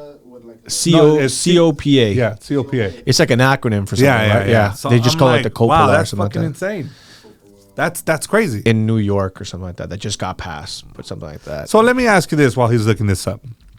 Did it bother you that Mamdani got sworn in with the Quran? Ooh. All right. On the Constitution side, because, you know, there's a lot of people, and I argue with these people all the time, like, oh, well, what does the Constitution allow? Like, freedom of religion, right? Whatever. I think on legal basis, obviously, it's allowed, right? As a Christian, I kind of consider myself kind of like a Christian nationalist. Like, okay. I do believe that this country was founded by Christians, for Christians, with us having to stay in power. I forget which founding father. I don't know if it was Thomas Edison or Thomas Jefferson. Sorry, I'm butchering it. Sorry. But one of the founding fathers said that the Constitution was made for religious people and for no one else. So essentially what he was saying was only people that are instilled with the value of God can really interpret the Constitution the way it's meant to be. So basically, like, imagine the Holy Bible and you give it to a Satanist and you're like, hey, how do you interpret this? You don't think that do you think they're gonna interpret it in a wise way, full of discernment, or are they gonna probably have like a bias against it, right? Et cetera. And so I think, again, it bothers me in the sense that, and this is my personal opinion, and, you know, people can get upset. This is where more like my America First side comes out. I don't think anyone that's not a Christian should be allowed to be appointed into office.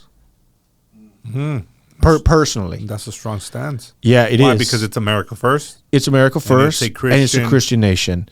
If you want to be Islamic and you want to be appointed to office someday, you can go to one of the many Muslim countries and you can go serve over there.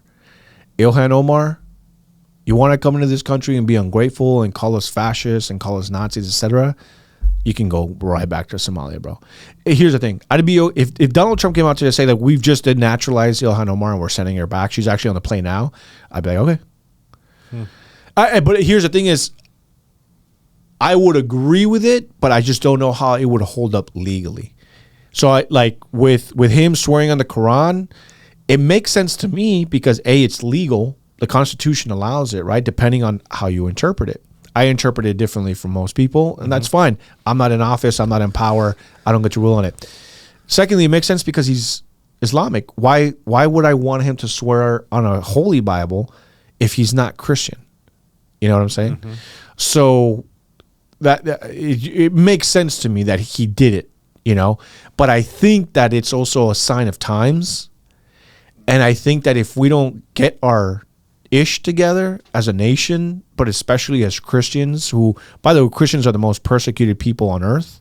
And it's just going to get worse if we continue to allow this to happen. I'm strong into the nationalism, bro. I believe, and this is something that, you know, I argue even with like leftist Hispanics, where they're like, you know, this is stolen land, blah, blah, blah, blah, blah. And I'm like, look, bro, it's conquered, not stolen. Fight better next time, you know, et cetera. You know, it is what it is, bro. You either sold parts of it to the United States or you lost. Who hasn't lost a war? What people haven't, right? Et cetera. But I also believe, I like the way things are now. I believe it's interesting because I made this, I posed this question to a Mexican friend of mine, or I think it was a family member. And I said, are you okay with the way the open borders are in America? And they're like, yeah, that's fine. America's for everybody. And I'm like, how would you feel if Mexico's president said, we're importing 40% of Nigerians to Mexico? And like, oh no, I'm against that. And I'm like, well, why? And they're like, well, because Mexico's for Mexicans. And I'm like, do you not see like the double standard there? That like America is for everybody? Like, and I think that this is one of the fights that has been ongoing on the mainstream conservative level. Is that you have the Vivek Ramaswamis, who I'm completely against, and I'm opposed to him holding any kind of office, by the way, where he believes America is just an idea. It's just, oh, it was just some good idea that some guys just thought about. I'm like, no, those guys had a shared culture and a shared religion. And so I want America to be a place where we can share with the same cultures and the same religion. I don't want to share this country with people that hate us or people that believe something, and especially in a religion so different from ours, because inevitably what's going to happen, not because I'm saying so or because I think it or because I'm prejudiced or bigoted or xenophobic, because in their own words, Islamist people in this country, to include the Somalians, have said America will belong to Muhammad one day. This will be a Muslim nation one day. And the thing is our enemies don't have to conquer us anymore. They don't have to show up on ships on our shores or bomb us or anything like that. It's just called legal immigration. You import enough of these people, they're just going to take over. You know, this is what's happening with the Somalians. These people have 4 or 5 wives, and they're having 12 to 15 children. And here we are stressed out about like, dude, how many children can I afford? 3? Eventually, we're just going to be replaced. I don't want to be replaced. I don't want to replace Mexicans in Mexico. I don't want to replace Americans in America. We're full. Like, if we stopped legal immigration forever, I'd be okay with it. And what I like about Venezuela, and it's interesting to see, is now that they've got Maduro out, I don't know if you've seen some of the interviews with the Venezuelans. They're like, I'm going back. Yeah. Dude, Venezuela is beautiful. I don't know if you've seen images of what, like, it looks like California, believe it or not. Big, beautiful mountains. The cities are great, you know, et cetera. I was shocked. I'm like, dude, I didn't even know it. I was kind of expecting it to look more like Brazil, like the slums. Not saying all of Brazil is bad, but like the slums. Yeah, I'm like, ugh. Which even Mexico has that. But also Mexico is gorgeous, bro. Yeah. Mexico has its spots. But unfortunately, I think that like these globalists have used Latin America as this way of like human trafficking, this is not. And one of the things too is even like people look at Maduro that he was like this installed guy. And the reason why he's now here putting up the thumbs up and like posing with agents is because a lot of people think that he's been liberated. He was basically hostage to the powers that be and installed him. because they needed to run these operations. And now that he's come to America and Donald Trump's like, look, bro, you tell us what's going on with all the voter fraud and all that stuff. We'll strike a deal with you. We'll make sure you got it taken care of. Not saying he's a good guy. I'm sure there's lots of bad things he's done. A lot of people fled Venezuela, etc. But what going back to what I was saying was now Venezuelans are like, I want to go back. And so I think that if we help fix Latin America, whatever that looks like, that I think you'll see a lot of more people that tend to flee here are like, we don't need to flee anything. And here's the reality, again, as a nationalist, because it's not just American nationalism. I want Mexico to belong to the Mexican people.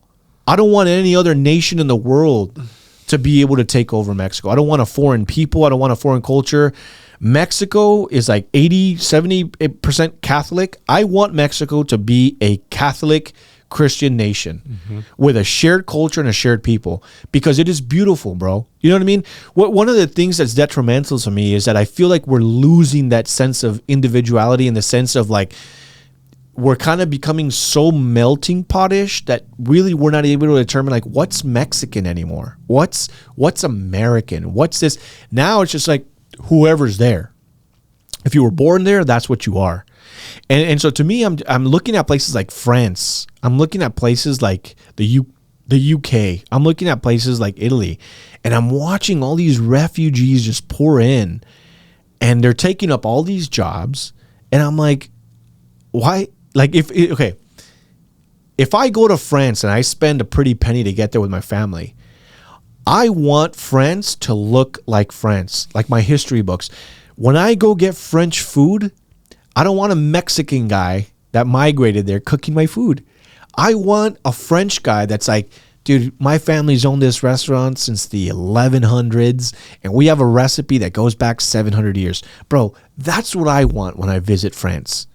I don't want to be tended by Somalian refugees.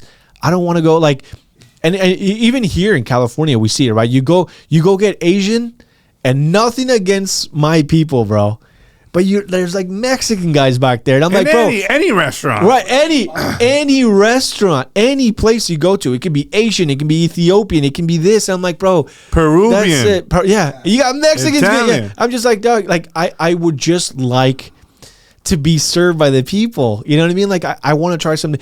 And again, I'm not saying that Mexicans can't make bomb Italian food. You want to make your own spin-off of it? Like, hey, this is Mexican, Italian inspired. You know how food. we are. Échale chile, güey. Yeah. Échale chile, Yeah. We're going to make our own version of going to Korean barbecue and taking tortillas, right? Whatever. Oh, shit. Yeah. But, bro, that's what I want to see. I want every nation to have its own people, its own culture, its own shared history. That I would love to see that.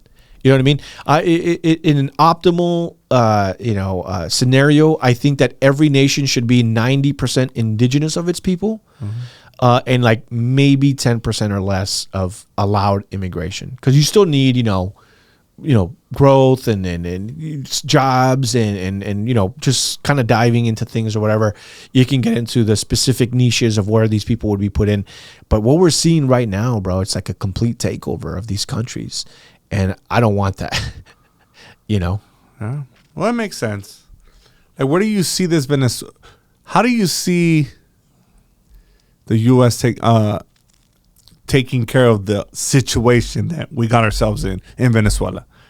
Like, now we're going to, per Trump, we're going to take control until they find somebody that's going to, run the country.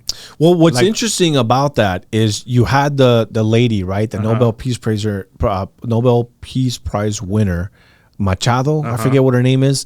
And a lot of people were suspecting that she was going to be the one that kind of went in and took over Maduro's spot. And people were very skeptical of her because there was a comment that she made saying that if she were put in power in Venezuela, that one of her first actions in office would be to put the Venezuelan embassy in Jerusalem. And so people are like, why is one of the most, like, you're getting rid of a regime. Why are you talking about Israel right now? Like, what's the deal with this right now? You know what I mean? And so a lot of people thought like, dude, Trump's going to take this Maduro guy out and they're going to install this like Zionist puppet or whatever, right? And what's interesting is that during the press conference in which they were talking about what's happening next, one of the reporters asked, is she going to be put in, Machado? And he's like, no, I don't think she's really liked by the people there, and I don't like her. No, I don't think we're going to put her. Like, we're going to have like a transition period, and, you know, Pete Hegseth and Marco Rubio are going to kind of be dealing with some of the things that are going to be happening there. There's like a small government that we're working with there, you know, et cetera. And so I think that shocked a lot of people because they're like, I thought the plan was to get rid of Maduro and install this woman that's all about Israel, you know, whatever. And for him to say no, it's like, this is interesting. And so Wait, so Machado's not gonna get replaced? so Maduro's not going to get replaced with Machado as of right now. As of now. Yeah, because it could always happen. I also read that like George Bush was founding her back in the early 2000s when Chavez was there, and then they kind of exiled her, and then all of a sudden she's back. You know, she was like a political revolutionist, right? Like trying to get Chavez out. Yeah. I don't know if you're aware. Yeah, I honestly haven't read too deep into that because I'm pretty new to like Machado, and honestly, like the only time I'd really heard of her like that much was when she won the Nobel Peace, and so when I kind of started digging into her, like who she is, and that's when I discovered that comment about like she's like, yeah, we're gonna stand with Israel and we're gonna put our embassy in Jerusalem, and I was like, bro, don't tell me we're about to do this dumb shit. You know what I mean? Like, come on. Like when you say we're gonna put our embassy in Jerusalem, that shit's like what does this have to do with anything? Wait, what just happened? We just went. Yeah. So I think that scenario is interesting, and something that Tucker said that I kind of agree on is I at least appreciate that Donald Trump was honest about why we're going in, because usually when things like this happen, you know, going back decades, the U.S. is always like, oh, we had to go in there because this guy was committing, you know, crimes against humanity and blah, blah, blah. In this case, Trump was like, no, we're just getting him because we really want that oil. You know? He was like, yeah. And so that's why I took that shit. Yeah. He's like, and I'm going to take it, and then we're going to seize all of it, and then we're going to get to tell Venezuela where it can and cannot be sent, et cetera, et cetera. And so it was funny to me when people were coming to me like, Anthony, you're so stupid. If you really think this is about, you know, blah, blah, blah, it's actually about the oil. And I'm like, actually, I know for a fact it's about the oil because he said it himself. He said we're there because the oil is being controlled by Russia, China, and these foreign interests that should have no say over this oil. This oil belongs to the, you know, to the Venezuelan people.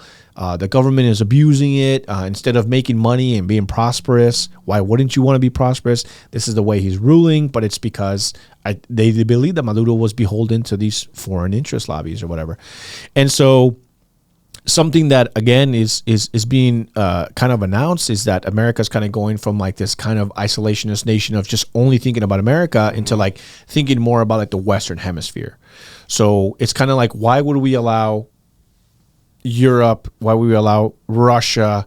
And so that goes into the Monroe Doctrine, where basically the Monroe Doctrine was this president back in the early 1800s, basically putting out this doctrine saying that Europe should have no say over the entire Western Hemisphere, saying you guys don't get to come to any part, including Latin America, to come and colonize and put foreign intervention. And in exchange, we won't mess with your hemisphere. You don't mess with us, we don't mess with you.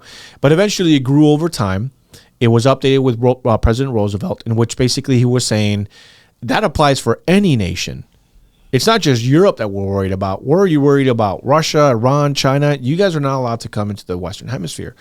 And so basically that's what Donald Trump is saying now is, why are we allowing the largest oil reserves in the world that's in our hemisphere and that is so close to us? Why are we allowing Russia and China and all these other people that hate us, by the way, despise us and wants to see us, why would we allow them free access to this? And now they're building ports and military installations, whatever. No, we're not. Absolutely not. And so what Tucker said was, I can at least appreciate his honesty. Whether you like the operation or not, we finally have a president who says is like, yeah, we went in to get Maduro and we're leaving a government behind that is going to put us first, not Russia, not China. And guess what? We're using our military to make sure it stays that way. And so now there's reports that Venezuela is looking to play game. They're like, okay, but America is going to be our number one ally, you know? And to me, it's kind of like, as much, I do believe it's America first, because I just don't think it's in the interest of the American people to allow our enemies to be able to come in, install these regimes into our neighbors. And the thing is, Venezuelans don't want that either. And so, you know, there's a discussion of like, oh, they're doing it for the oil. And then you have Venezuelans saying, yeah, that's why China and Russia are here, because they want our oil. Like, they don't want our arepa recipes, bro. You know what I mean? They're not here to like liberate the people. They've enslaved us. You know, they're using our oil to make themselves richer while we suffer under this dictatorship that they've installed and they continue to support. So it's kind of like there's a conversation to be had there, right? And so like Venezuelans are, if they're happy for it, I'm not saying who are we, because obviously we're the American people and of course Americans. That's like another thing that I don't necessarily appreciate when people say, if you don't care about Israel, then why are you talking about it so much? And I'm like, because our money is going over there. So I do believe that like wherever America is involved, and especially if we're sending all this money over, sorry, bro, every American taxpayer gets to talk about it, because that's where our money is going. That's where our resources are going. That's where our military men are going. Also, we're America. Shut your mouth. We get to talk about everything. You know what I mean? Like that's literally like written in our Constitution, is the First Amendment. And so, in a sense, like you know, Tucker Carlson was like, I feel like this whole Venezuela thing, like the idea that like the difference between my president and your president is that my president can go in and hijack your president whenever we want to. It kind of gives you like a sense of national pride, in the sense like, damn, bro, we are him. You know, like we really are the mofos. Like these people claim they are, because there was all these videos of Maduro, you know what I mean? Like, Señor Presidente, venga por mí, you know, like acá lo espero, Miraflores. And then like the edit goes into like the American flames right in. Like, all right, bro, you wanna see what's up? You want the smoke? We're gonna give you the smoke. You know the new slogan, and you know, bro, and you know that it was the Hernandezes and the Floreses that were in uniform capturing this guy. You know what I'm saying? Like it's our, like there's like that meme of like That's because both my last names, bro. Hernandez and Flores. that is crazy. Nice part of I it, just bro. took a guess. Yeah, yeah. No, you're good. But there was like that meme where at the where ICE and DHS were deployed here to LA, and so it's like 4 Spider-Mans, and it says like the ICE agent Hernandez talking to the DHS Hernandez to arrest the Mexican illegal Hernandez that's like supporting the, you know. And so I'm just like, dude, it'd be our own people. But no, dude. I mean, there's you know, it's nuanced. There's a lot to dissect. I don't think that there's just like a absolute answer of like, this isn't like a yes or no, you know, like I think that there's like a lot to explore. And if Russia, China, and Iran are as big a threat, which I do believe collectively they are, as people say, then this is in our best interest to make sure that we are not allowing, you know, our neighbors to be basically hijacked for resources that we either need ourselves or that our enemies are going to use against us, you know? So. Oh, man, you know, you fuck around and find out. Oh, shit. That's all right, let's switch gears back to California. I can't not talk about Karen Bass.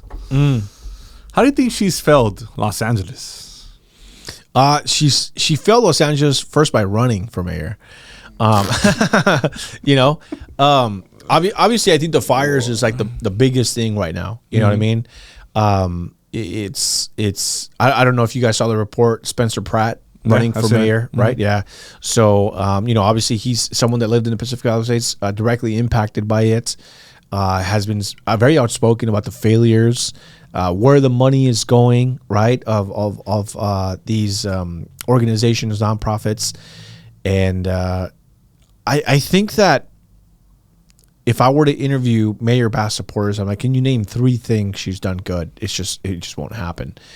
And so what's interesting about her, and I reported on this, and surprisingly, the mainstream media reported on this. So I don't know if you know this, but President Biden had promised when he was running in 2020 that he was going to pick a black female as vice president. Mm-hmm. One of the contenders that made the list was Karen Bass. Really? Yes. She was almost tapped for VP. The reason they bypassed her was because of her past.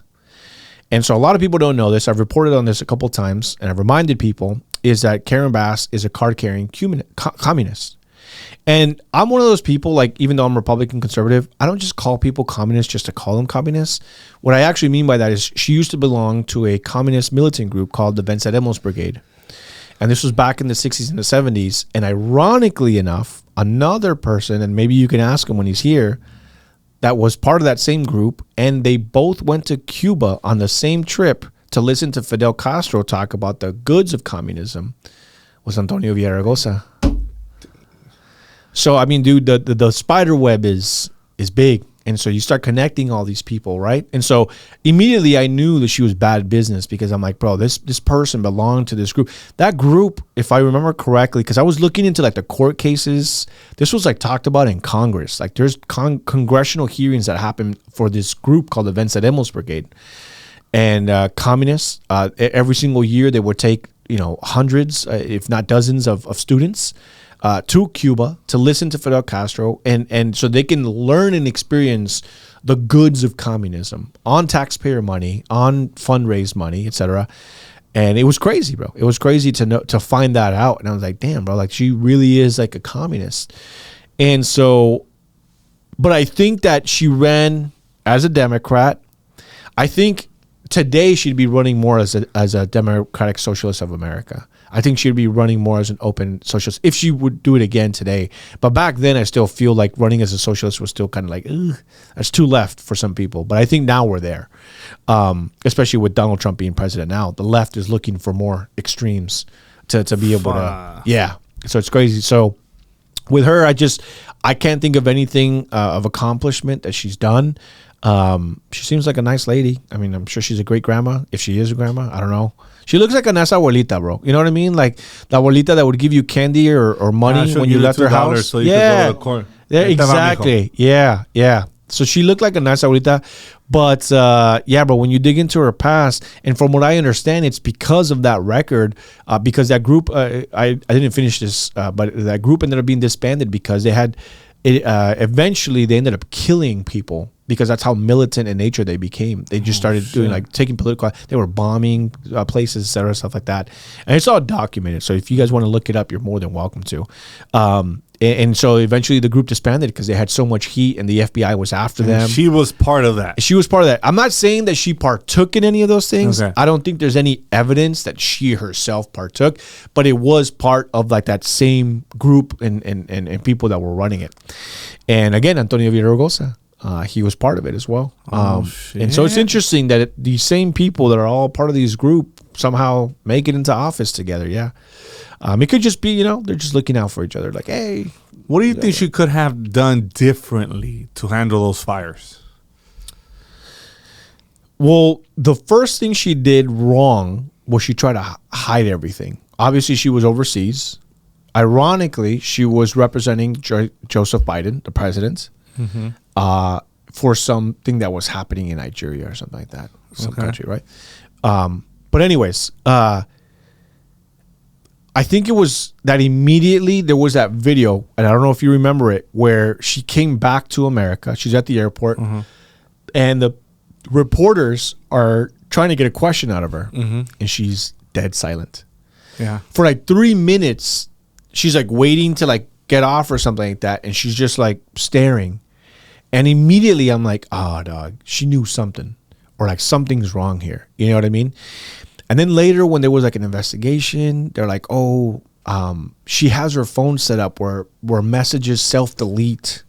And so we're not able to get any evidence from her phone about her communications with her staff on the proper response or the improper response. And I'm like, self-deleting messages. How convenient. Right, yeah. Right? And yeah. Yeah. You know, it's But just regular. But you know what's crazy to me is that, like, well, who did she text? So it must be on their end. Like, does her staff also have self-deleting messages? Like, does everybody in her sphere have self-deleting messages? Because if she texted a staffer, then that staffer is going to be able to tell you what she said. Do you want to sell your house because it's too big or too small? Go ahead, send us a message at 323-352-7946, and let's discuss what the best option is for you. Now let's get back to the episode, baby. Because it's only on her phone that she has self-deleting messages. That's what the argument was, if I remember correctly. But if you texted your staff, just show them what she texted you. You have the receipts, but of course it was all buried. And so I think her problem has always been is that the problems are there. And this is the problem with the Democratic Party is, bro, we can see the problem. I'm looking at the problem right now.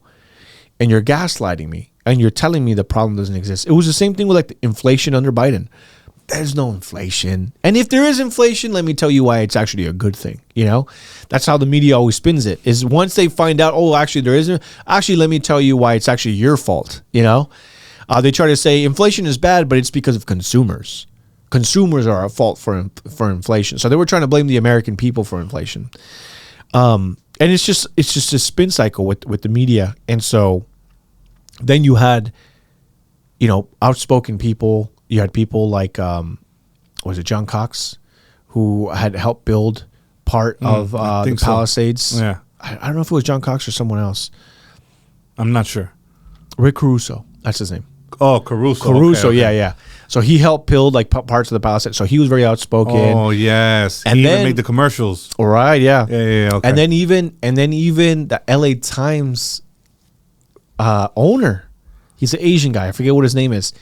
He came out in an interview and said he regretted that the LA Times endorsed Karen Bass because of her failures. And I'm like, damn, bro, you don't come back from that. When the owner of the LA Times says, we regret endorsing you, you are a failure. I'm like, yeah, bro. I think finally like the media is starting to catch up on this, etc. But what was interesting is that despite her failures, Alex Spencer, I think, is the only person that I know of, maybe I have it wrong, he's the only person that's come out and is running against her. And the election is in June. Nobody else is running against Bass. Isn't that crazy? You would think this is like the perfect opportunity for anybody to run against Karen Bass, but nobody did. I find that very odd. No other Democrat said, hey, man, we need to fix our image. We need to get rid of her. I'm just kind of guessing, like, dude, how much power does this woman have? What does she have on other people? You know what I mean? That like nobody is daring to go against her. Dude. If I was Villaraigosa, I'd be like, bro, I'm running again because the people love me. You know, like, and I can handle the ICE issue. I can deliver where she didn't. I can talk about it. You know, whatever, and we can fix the image. Like, hey, you guys already know me. I mean, maybe he's not allowed to run anymore. I don't know. I don't know like how that exactly that works. Pero term limits, I'm sure you can't run again. But anyone, bro, like anyone, you know, like you don't have one other Democrat that's willing to run and step in and be like, hey, bro, like her image is kind of burnt. Like, no pun intended, her image is burnt. Pero, like we can't run anybody else, you know? And so it's interesting that Alex Spencer, that's what he said during his campaign speech. I think it was yesterday or the day before. He's like, I've been waiting for anybody to step up and no one's stepping up. No one's stepping up to run against her. I don't know why, but I guess it's going to be me. And he has a good shot. I think he's got a good shot because he's a victim. And it's not that I'm saying that people are going to feel sorry for him, but I think people are going to resonate with him. It's like, bro, you're just like us. You were just like a regular guy. Now, granted, obviously, he comes from like the Hollywood background. I'll just be like very honest and transparent with you. I'm going to try to interview him. I'm sure you probably try to reach out to him as well. I kind of want to hear like, hey, like, you know, I can vote for you. Why should I? You know, et cetera. But what'll be interesting is I think what is interesting is I'd never heard of him before, to be honest. I'm not like a big Hollywood guy. I'm not like into like celebrities. I watch a lot of movies. I heard him because of you. Yeah. So I only just like finally heard of him last year. But the thing is, all my female audience They all love this guy. Every female and their mom knows who Alex Spencer is, or what's his name? No wonder. Yeah, Pratt. I mean, Spencer Pratt, right? Spencer Pratt. Is that his full name? Let's see. Yeah. Yeah. I know last name is Pratt now I'm confused. for sure. Yeah. See, now I'm confused because, dude, I get my names mixed up all the time. Yesterday, like, I made a video talking about Tim Waltz, and I said Mark Waltz. And people are like, who the hell is Mark Waltz? I'm like, it's because sometimes, like, dude, you read so many stories, blah, blah, blah. But anyway, Spencer Pratt, I'm pretty sure that's his name. But I never heard of him, and so people were just like head over heels and like, oh my God, it's been a dream of mine. And I'm like, bro, I have no idea who the guy is. Me neither. But Yeah. hopefully, I think once you come from, you experience this firsthand. Yeah. So it means something to him. Oh, absolutely, yeah. And I'm not saying that to disparage him. I'm not. It's just, dude. When I guess he was like really famous, like from 2005, 2010. I was being deployed at that time. You know what I mean? Like I was in the service already, so I wasn't watching. And where did you get deployed to? Shows. The U.S. Coast Guard is part of Department of Homeland Security. It's not Department of Defense. We used to be Department of Transportation before that, but then 9/11 happened. We got swung over to Department of Homeland Security, and we do a lot more like being out in waters. So a lot of our operations are drug interdiction and migrant interdiction, mostly drug interdiction. We do like inspect vessels out there at sea. Like we'll there'll be like vessels that want to come into the U.S. We'll go out there, we'll board them, make sure there's nothing there, whatever, and then they'll come into the U.S. and whatever. And so a lot of our deployments weren't to like the Middle East, even though there are U.S. Coast Guard units that are deployed in the Middle East. A lot of our deployments were more like south. So we would go to like Latin American countries because we would be patrolling the waters, making sure, drug interdiction, et cetera. So I've been to like, places. I think the furthest south we went was Peru, at least with my unit. There are units that travel around the world. There are units that go to the Middle East. But it's all like But most of our on the work, ocean most of our work is at ocean and at sea, and we're drug interdicting and stuff like that. I'm not down, bro. Thank you for your service, sir. Yeah. I can't do that. Yeah, I mean, even our deployments are not like super long. I think the longest deployments we have is like 6 months, and some of our larger cutters in Alaska, if I'm not mistaken. Obviously, you can get deployed to like the Middle East, not on a boat, but you will be stationed out there, kind of patrolling. When we were in Afghanistan, we were patrolling the shores out there as well, just making sure our bases were secure on the sea and stuff like that. Worked a lot with the Navy and stuff, and it was smaller units. We're rather small. They call us like the redheaded stepchild of the military. It's like no one like the Coast Guard. It took like 10 years, almost all my time in the military to convince my mom, like, Mom, stop saying I'm in the Army. When my mom thinks like the Army is just like the military. And she doesn't understand that back then, I'm not trying to be disparaging to my mom. Mom, I love you, Pero she just like, oh, está en el Army. Oh, sí, mi hijo está en el Army. She would just think that meant like, oh, he's in the military.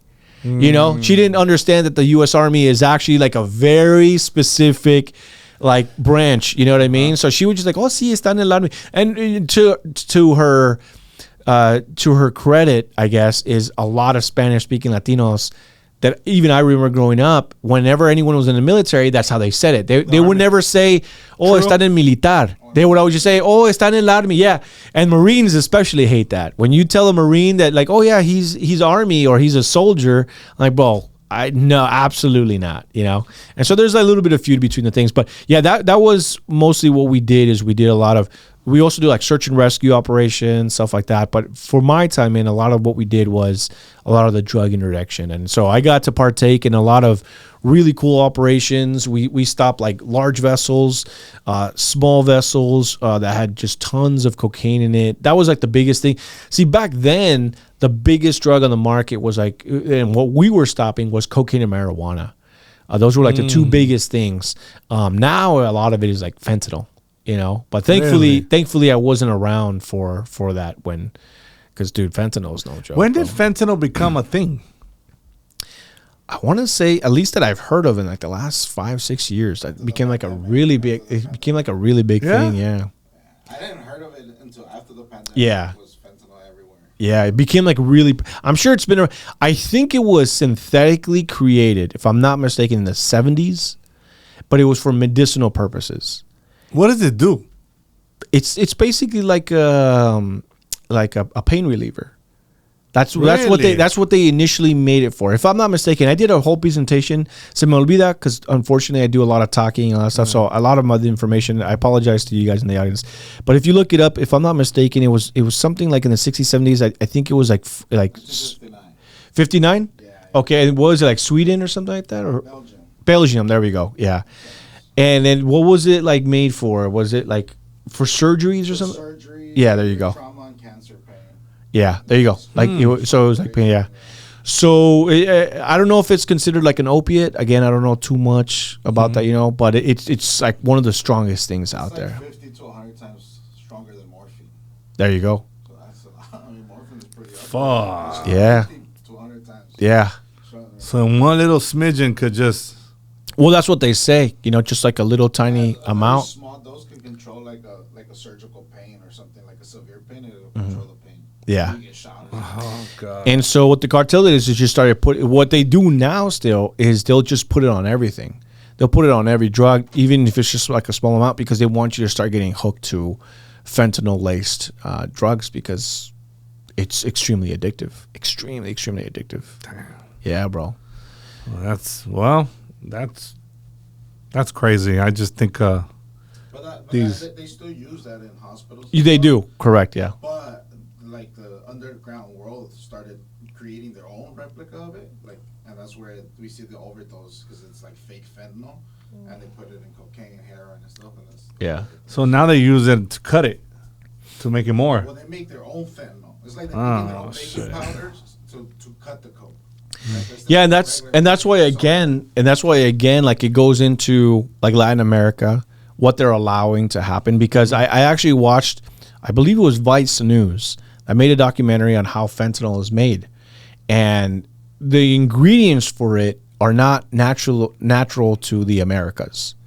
So one of the more prevalent ingredients that they need, and I forget what it is called, it actually comes from China. And so the way that China gets it is that before they come to port, China, like they have these people that pay off. When they get to Mexican international waters, they just throw it overboard and the cartel go pick it up. So there's something that China is giving them that allows them to actually cook the fentanyl in Mexico. Because Mexicans would not be able to, or just the cartels in general, they wouldn't be able to make fentanyl without China sending this product over. And so when you go back to like the Western Hemisphere, if you look at what Donald Trump was trying to do, because he also announced that he's trying to up the national defense budget, the U.S. military budget, $1 trillion was what we just passed for 2026, which is the largest ever budget passed for the U.S. military in U.S. history. He just announced yesterday that he wants next year, 2027, to be $1.5 trillion, which is going to be the largest ever recorded.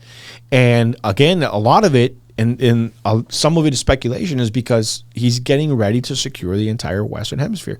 He wants Greenland. He wants Latin America. And it's like, bro, you're either going to play by our rules, because you're like, what you guys do impacts us too. What you guys allow to be done in your country. I mean, dude, and here's the reality is, whether you're for intervention or not, take a look at what's happening to these countries, man. They're completely controlled by the cartel. And you know what I hate the most is I hate when our people say, oh, so you think like America is great? Like you think you guys are perfect? Like you guys are the ones consuming the product. And I'm like, damn, dog. Like, I just want to punch you in your stupid face. This isn't about us being a perfect country, man. It's about, look, our parents wouldn't have to have fled if this stuff wasn't happening. True. You wouldn't have had all these Latinos rushing to the border, Venezuelans, Colombians, all these people rushing to our border if our countries were in good standing. I just don't get how you can be so proud in America to be where you're from and not want your country to thrive. You know, like, why? I'm Mexican descendant on my mom's side. On my dad's side, I'm fourth generation, and then we come from Italy before that. So on my dad's side, I guess you could say European. My mom's side, Mexican. And it's not like I pick or choose. Like, am I more? I love Mexico, bro. Love it. Even when I was in the military, I told myself, when I retire from the military, I'm going to buy my nice plot of land in Mexico. I'm going to retire from America, and I'm going to go live out there because it's cheaper. I love the food. I know the culture. Dude, I remember when I was a kid, we lived here, and not saying that like Los Angeles is like super foreign to us Mexicans. Like, oh my God, the people. I'm like, bro, it's basically little Mexico, right? Whatever. But something about like being in Mexico, in the town that we grew up in Ensenada, Mexico, which is really, some people are like, oh, that's not like really Mexico. You got to go to like Guadalajara. I'm like, okay, that's fine, but that's the Mexico I know, bro. Whatever. But when I was growing up, dude, when we would go to Mexico, everyone walked like, you didn't try to avoid each other. You almost made it a point to be like, hola, buenos días, señor, ¿cómo está? Blah, blah, blah, whatever. My grandma I remember she would cook us breakfast, and she would give me Mexican pesos, like, mijo, vete a la marqueta que está aquí y ve a agarrar unas tortillas y agárrate, galón de leche, whatever, gallon of milk, whatever. And she would trust that I would make it there and back, and that I would have no problem because I spoke Spanish. And when I went, people were out walking, people were out like getting the bus or whatever. Everyone said hello. And then I would come back to the U.S. and it's kind of like, even on my walks to school, I'm like, dude, just keep your head down. Because there's like gangbangers around here. We don't know what's going on. You don't know who's from what street, whatever. I don't know. I'm not saying I grew up like in a very bad neighborhood. I grew up in the valley, but the valley has its spots. And I just came back, and I would just remember thinking, I'm like, damn, bro, I can't wait to go back. Like, I feel like I know everybody. Like, everyone's like family because everyone looks like you. Everyone speaks the same language. You don't have to wonder, like, do they speak Spanish? Do they not? Everyone's there's, shared culture, same shared language, everything. And it was just nice, bro. And so I always just had this mentality. I'm like, look, man, I appreciate what my mom did for me, but hopefully I can make American money and I can go back. Now, bro, I wouldn't even think about it. My mom's like, bro. So my grandmother, rest in peace, she passed away a couple years ago, and after that, my mom's like, dude, I don't even want to go back. It's so bad with the cartel and what they're doing. It's so bad. They've taken over almost every inch of Mexico. You want to start a business? I can't tell you how many people I've talked to in person here in Los Angeles and in California that told me, bro, we used to have like 3 businesses in Mexico. Gone, bro. Cartel came in. They're like, you either, they say tienes que pagar piso. So it just means like you got to pay us like a cut, 10%, 25%, whatever they want. That's what they get. And they're like, we had to sell it because we're like, I'm not going to give you guys money. Like that's goes against everything I believe. Like, well, then you don't have a business. We're taking it over, and then they just take it. It's not like they go over there. They just. Oh yeah, they're like, well, we're not going to let the operation go. We're just going to take over. You're like trash it or bomb it or just yeah. Like light it up on fire. And the government? Oh, you can't call the government for anything. Well, they're all in on it. Dude, Shane Baum? Scheinbaum, yeah. Shane Baum? Which is crazy because, like, I don't know how she won. Yeah, that's another episode. I'll tell you how she won. Oh, yeah? Shit. Wow, bro. One of the bloodiest fucking... Anyhow. But that's what I'm saying, man. Is like, I just don't understand the left in this case, in which they're so proud of where they come from. I'm like, but you would never go back. And you know why you would never go back? For the same reason as your parents left. And so my mom, like, she's That's here. A fact. She left so that we can have a better life. And even as a single mom, we have a better life here than she would have ever had or been able to give us in Mexico. And that's why so many would just never leave. And my thing is if we execute this whole Western Hemisphere thing and Trump is able to do it, and we get rid of all these cartel leaders, we get rid of Scheinbaum, I'm okay with it. I'm just saying it on record right now. If Trump says, like, we're going after Scheinbaum next, I'm like, bro, you have my blessing. Absolutely. Go ahead.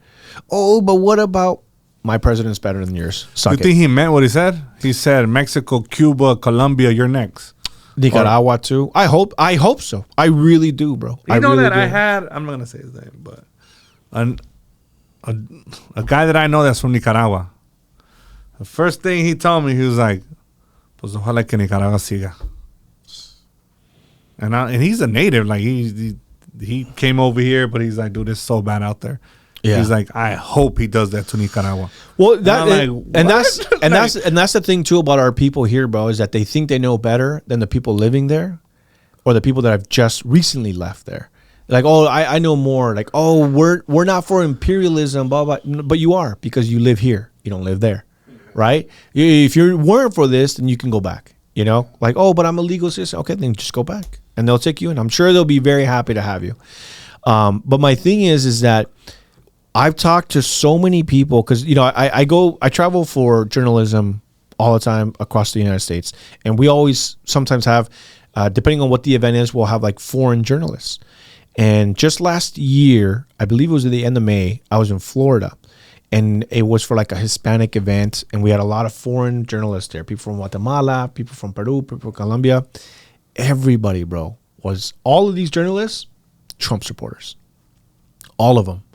I had this guy from Guatemala who was telling me just how bad it is there, bro.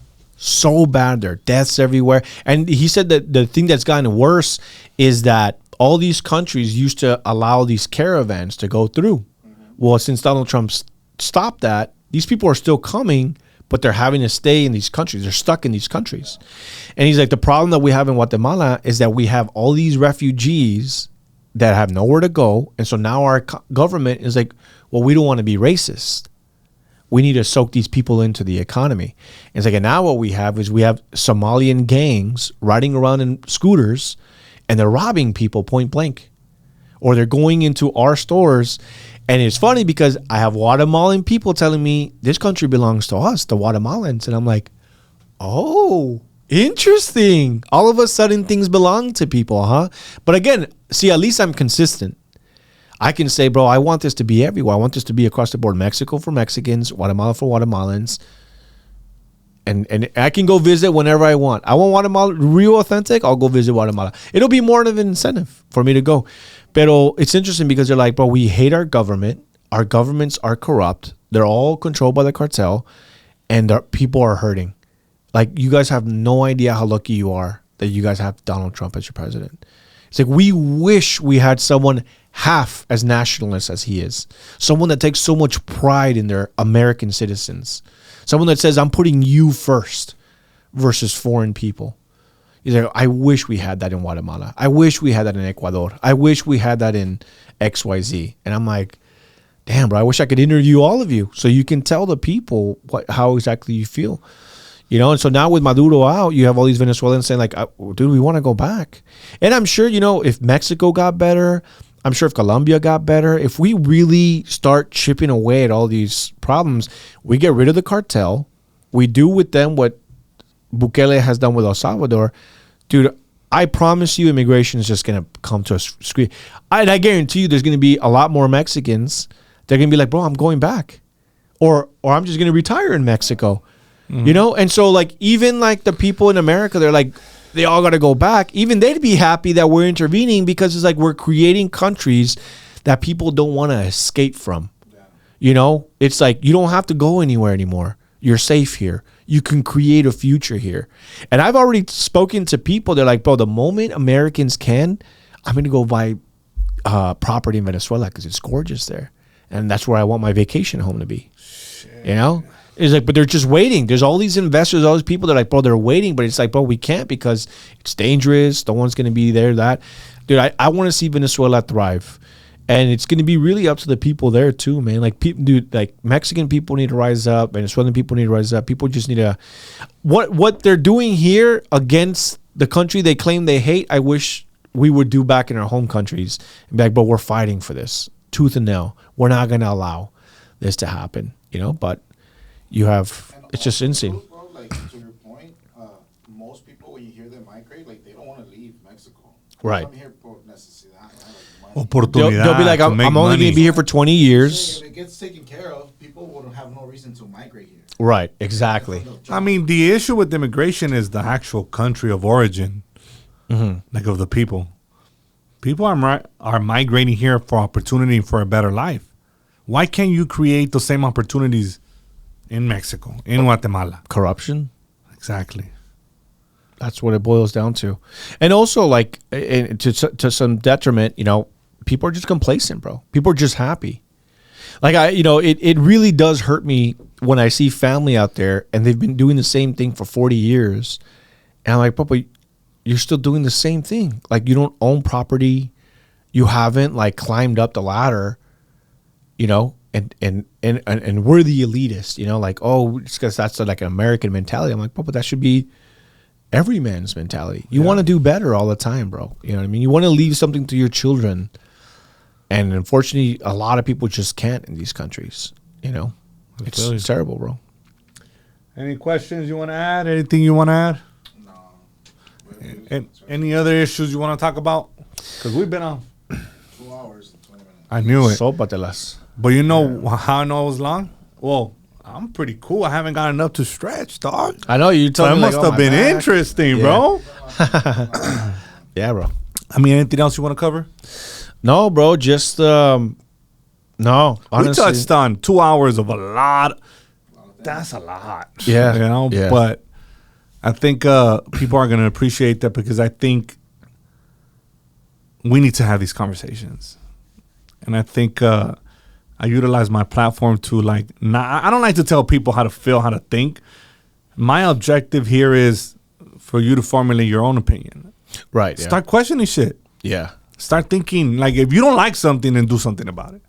Yeah. You know what I mean? And I also feel like our people are just stuck in a lot of their ways, bro. Like, I can appreciate, like, oh, I belong to, like, the Chicana movement and blah, blah, blah. I'm like, hey, it's good to advocate for people. Again, a shared culture, shared people, that's fine. But also don't forget, like, this is a country that gave us everything, bro. You know what I mean? This is a country that my mom fled to. I'm thankful for this country. Oh, 100%, bro. You see this? I'm proud. I was right? a little bit disappointed. I'm proud. I am so proud of my Mexican roots, brother. But ask me if I would go move there. No. Yeah. I love this country. And it gave my parents the opportunity to do something great. And I love this country. Yeah, I love my roots, but oh yeah, bro. You ain't gonna move me. Yeah. Yeah, there's no way. No. Yeah, for sure, man. And I just wish that, again, man, like I'm not telling people not to protest. I'm not telling people don't stand up for what you believe in. But I think, again, bro, because we're in Los Angeles and we're in California, there's so many Latinos, and I see all these people, hate on this country so much, and I'm like, damn, bro, like I feel like we really forget, like, sit down with your parents and ask them, why did you leave this country that we keep waving the flags for and that we're like, oh, don't send them back? Like, just sit down with your parents and be like, what made you? I mean, if you really think about, like, the immigrant story, and I'm not trying to make, like, another 30. If you really think about the immigrant story, like, I've never in my lifetime felt it's so bad I have no choice but to leave. And for a single mom, talking about my mom, to come here with already one kid, doesn't know the language, doesn't know the lives, doesn't know really what's going to happen. Like, it's a gamble, bro. Like, am I going to make it? To have that much confidence in this country that you can make it, and she did, because she owns property now, multiple, vehicles, etc., retired, gets a pension, etc., things that she would never have gotten in Mexico. It's a big decision to make, and I don't think people would make that lightly. I don't think people would risk their life if their country was that great. And again, I'm not saying that there's not aspects of Mexico that are still good. There's people still there. There's people that maybe they do thrive, but maybe there's something on the side they're doing, or maybe they're paying that percentage because they have to, whatever. Who knows? But I'm hoping for an American empire. I'm hoping that Donald Trump, not because he's a perfect guy, or because he was perfect all the time, or because I want this guy to be God or emperor. I really hope that he continues to do good for the entire hemisphere. Because if we all succeed, if Latin America succeeds, our people succeed, and it's just going to be a better future for all of us. Let me ask you this, see, because I start thinking. Get the headphones back on. I'm just bro. Okay, see.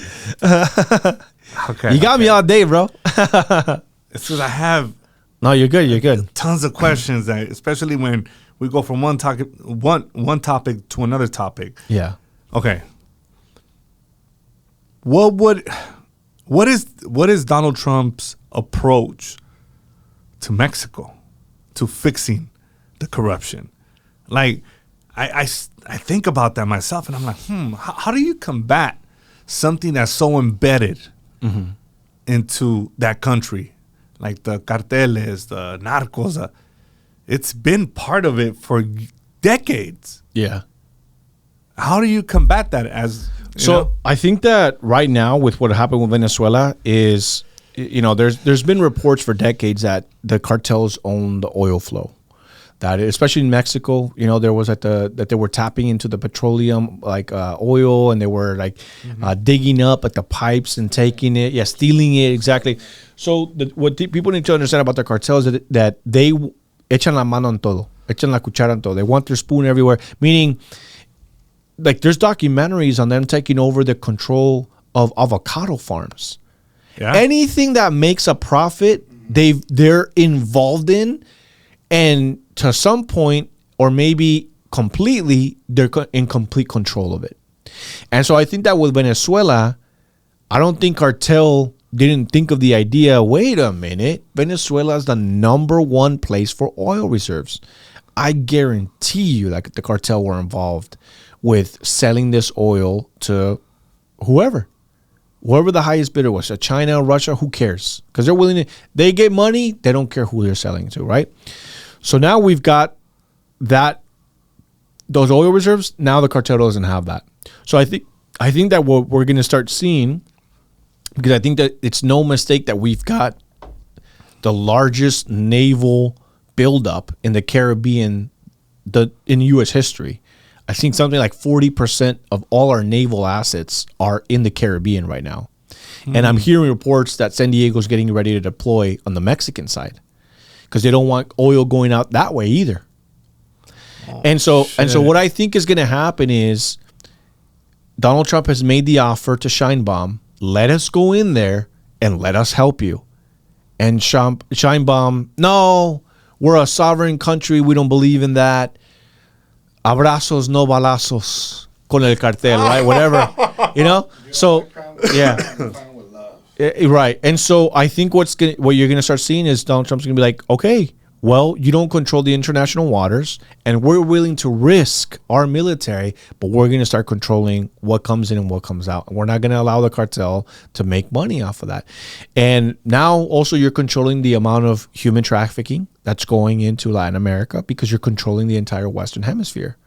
And so I think what we're going to start seeing is Donald Trump is going to find ways to continue to drone strike places where the cartel are operating and have these drug labs like he did in Venezuela. And like he's going to continue to. And he's already said, we are going to drone strike in Colombia, in Nicaragua. Anywhere that the cartel are operating, expect to be drone striked. And so right now what he's doing is I think he's starting to squeeze and cut off revenues that the cartel are using to be able to buy. Because, dude, there was a really good, I'm going to send you the link later, and you can share it with your audience if you want. There's a really good interview with Sean Ryan, and I'm forgetting the name of the journalist. She's a female journalist in Mexico, where she talks about how Mossad, Israeli intelligence, is in Mexico training cartel. And they're teaching them how to use drones so they can have drone warfare, et cetera, et cetera. And it's not just Mossad, by the way. I'm sure the CIA is involved. Because what people need to understand is when people say, like, yeah, but it's our own CIA, it doesn't mean that everyone in the CIA or that the entire CIA knows about it. There might be CIA rogue operatives that are helping or making backdoor deals. You know what I mean? But I don't think it implicates the entire agency. But hey, again, if it is, come after them all, replace them all, or abolish it, right? Whatever. I'm not saying that like, oh, the CIA is innocent or whatever, right? Because I'm sure we've been tampering with elections over there. She goes in length talking about what the cartel are doing, how they're training, how special forces are training the militias, how they're being trained on tanks, how to do drone warfare, how to do blackouts for communications. Why are the cartel being trained in that? Why? Right? So I think what Donald Trump again is doing is like, bro, we're not going to allow this to happen anymore. We're not going to have these foreign special forces come and trade cartel so that they can kill local elected officials or kill other cartel or kill anybody for that matter. And so I think we're going to start seeing the squeeze, and then it's going to be from the outside in. So it's going to be like, okay, we're cutting off the human trafficking money. We're cutting off the drug smuggling money. We're just going to start killing all these people to send a message. We see you on waters with drugs. We're bombing you, which is like another subject, right? It's like human rights and everyone's right to due process, et cetera. That's a different subject. But and then I think we're going to start seeing more drone strikes. We're going to be like, all right, we're cutting it off. And so we're just going to take over complete air and naval. And we're just going to start drone striking all these places. And so I don't know where this leaves people like Scheinbaum, where she's going to have no choice. And the cartel are going to be like, bro, we're going to kill you if you don't do something about this. Because I'm sure she's gotten the message. Because that journalist, the lady that went on Sean Bryan, she said that she knows how the cartel are able to hack into people's phones. And she says Scheinbaum's phone, presidential phone, is hacked by the cartel. They're reading her conversations. No, stop. Yeah, bro. Stop it, bro. Yeah. I'll send you the interview. It was mind-blowing, bro. Mind-blowing. I couldn't believe what's happening in Mexico right now. And she's in Mexico right now. I think she's like Canadian-born, went into journalism, and she was just like fascinated with like the cartel world. She's like, bro, not a lot of people like are touching on this, and this is like a big thing. And so she just went into it, and she's like interviewing cartel people. And they're telling her like everything, like, yeah, this is how we operate. This is how we do it. Vice News has really great documentaries on how the cartel. Look up, like, if you guys want to Google it right now or YouTube it, just look up like avocado wars plus Vice News, and it'll give you like a documentary. That I've heard of. Right, exactly. And dude, it's just insane, bro, insane. And so again, Donald Trump is like, how far are we gonna allow this to go? How much control? Because now there's even reports that like it's happening in the US. You've got like, remember there was reports, I think it was like last year or the year before, where cartel were in Colorado and they owned like an entire apartment complex, and they were asking people for like money, and they were armed and they were kicking doors down and stuff like that. Oh, yes. Yeah, remember that? And so, yeah, bro, I mean, the cartel stuff is something that, dude, we can do like a 5-hour podcast on that because it's just so crazy. It's so not talked about, and it needs to be. And I don't think anyone understands just how bad. And again, I despise that the knee-jerk reaction by our community is just like, oh, but you don't think that like Americans are in on this? My brother in Christ, what I am saying is, come after the Americans too. If there's U.S. representatives that are involved in cartel, get them too. I don't care if they're Republican. I don't care if they're Libertarian. I don't care if they're Green Party. Come after all the corruption, and it's just like, dude, just clean house, bro. We got to do something about it because it's just going to get worse. It has gotten worse, I want to dig into the cartel stuff. We're going to have to do part 2. Dude, it's so bad. Like, people have called me and they're like, I will never say this on a record, and told me that all like the street vendor operation that's happening in LA are all controlled by the cartel. There's like a warehouse. There's a warehouse somewhere in LA that they have all the street vendor stuff, like to be able to go out there. And then as soon as they put immigrants, like they come in with these immigrants, and they're like, all right, put them to work immediately. They're gonna take care of this street. We're gonna put this one there. It's all cartel control, bro. Especially like the ones outside of like Staples Center, like all that. I've heard. And that's why, to me, it's just like, bro, it's not that I'm for ICE coming after street vendors. It's that I know what they know. And the thing is I've talked to people that know. I talked to people that are health inspectors. I've talked to people that work for the city on off record. But they call me and they're like, bro, This is a mass operation, and nobody talks about it, and no reporter will ever talk about it because they know that the cartel will kill them. Here in LA, like, we would never touch this stuff. What? Yeah, bro.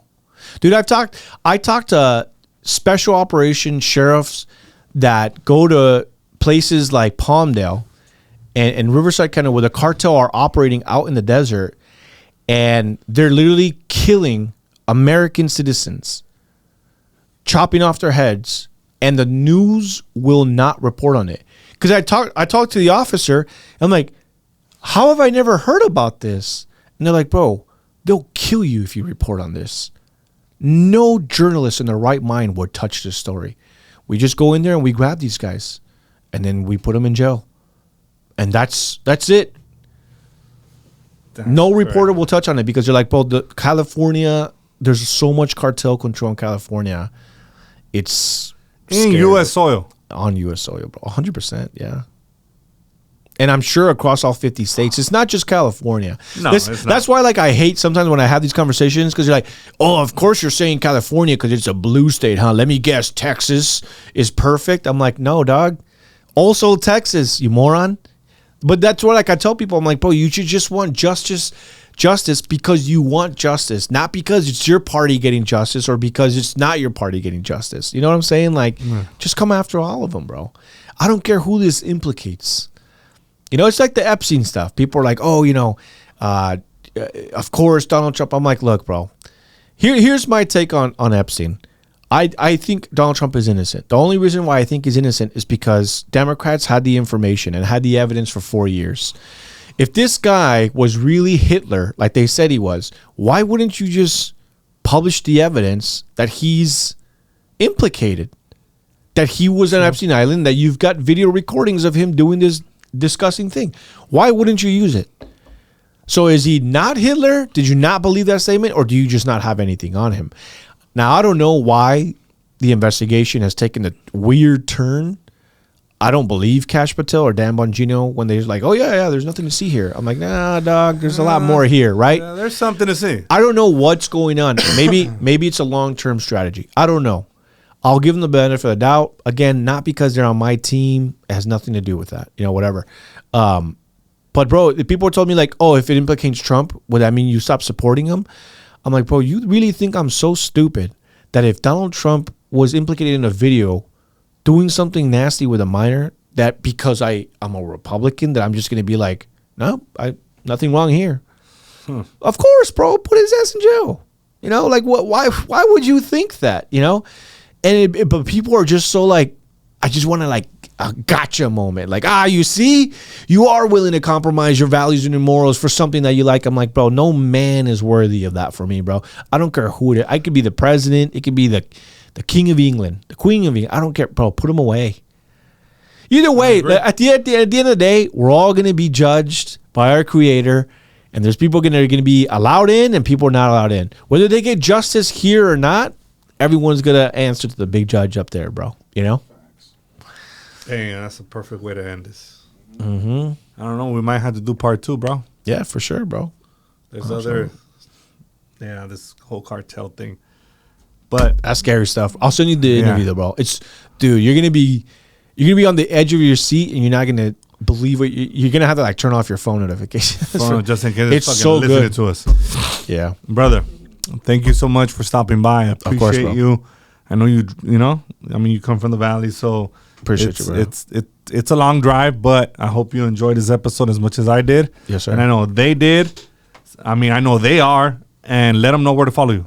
Yeah, if you guys want to follow my work, I do a lot of independent journalism. Been doing it since 2017. I cover a lot more like protests and riots. It's just kind of like my niche. Mm-hmm. I love protests. And again, that's why like I feel a lot of empathy for like the left, because I'm like, dude, I get it. You know what I mean? Like, this is so cool what they do. Not the violent stuff, obviously, but the cool, peaceful protesting stuff, even if people don't agree with it. But you guys can find me on all social media at Informed with Anthony. And then I just restarted my podcast, and we're going to have you on soon. Oh man, I promise, bro. We're going to have him as well. But we're going to be doing like more of a conversation. We're going to have like two to three guests on at all time, and just kind of having different perspectives, having Democrats on, socialists, whoever wants to come on, we'll invite them on. But yeah, that's also Inform with Anthony over on YouTube. And yeah, man, thank you so much for having me. Appreciate you, my brother. And we out. Let's go. Thank you so much for watching. Make sure you hit that subscribe button and turn on your notifications so you don't miss our weekly episodes. Let's go, baby.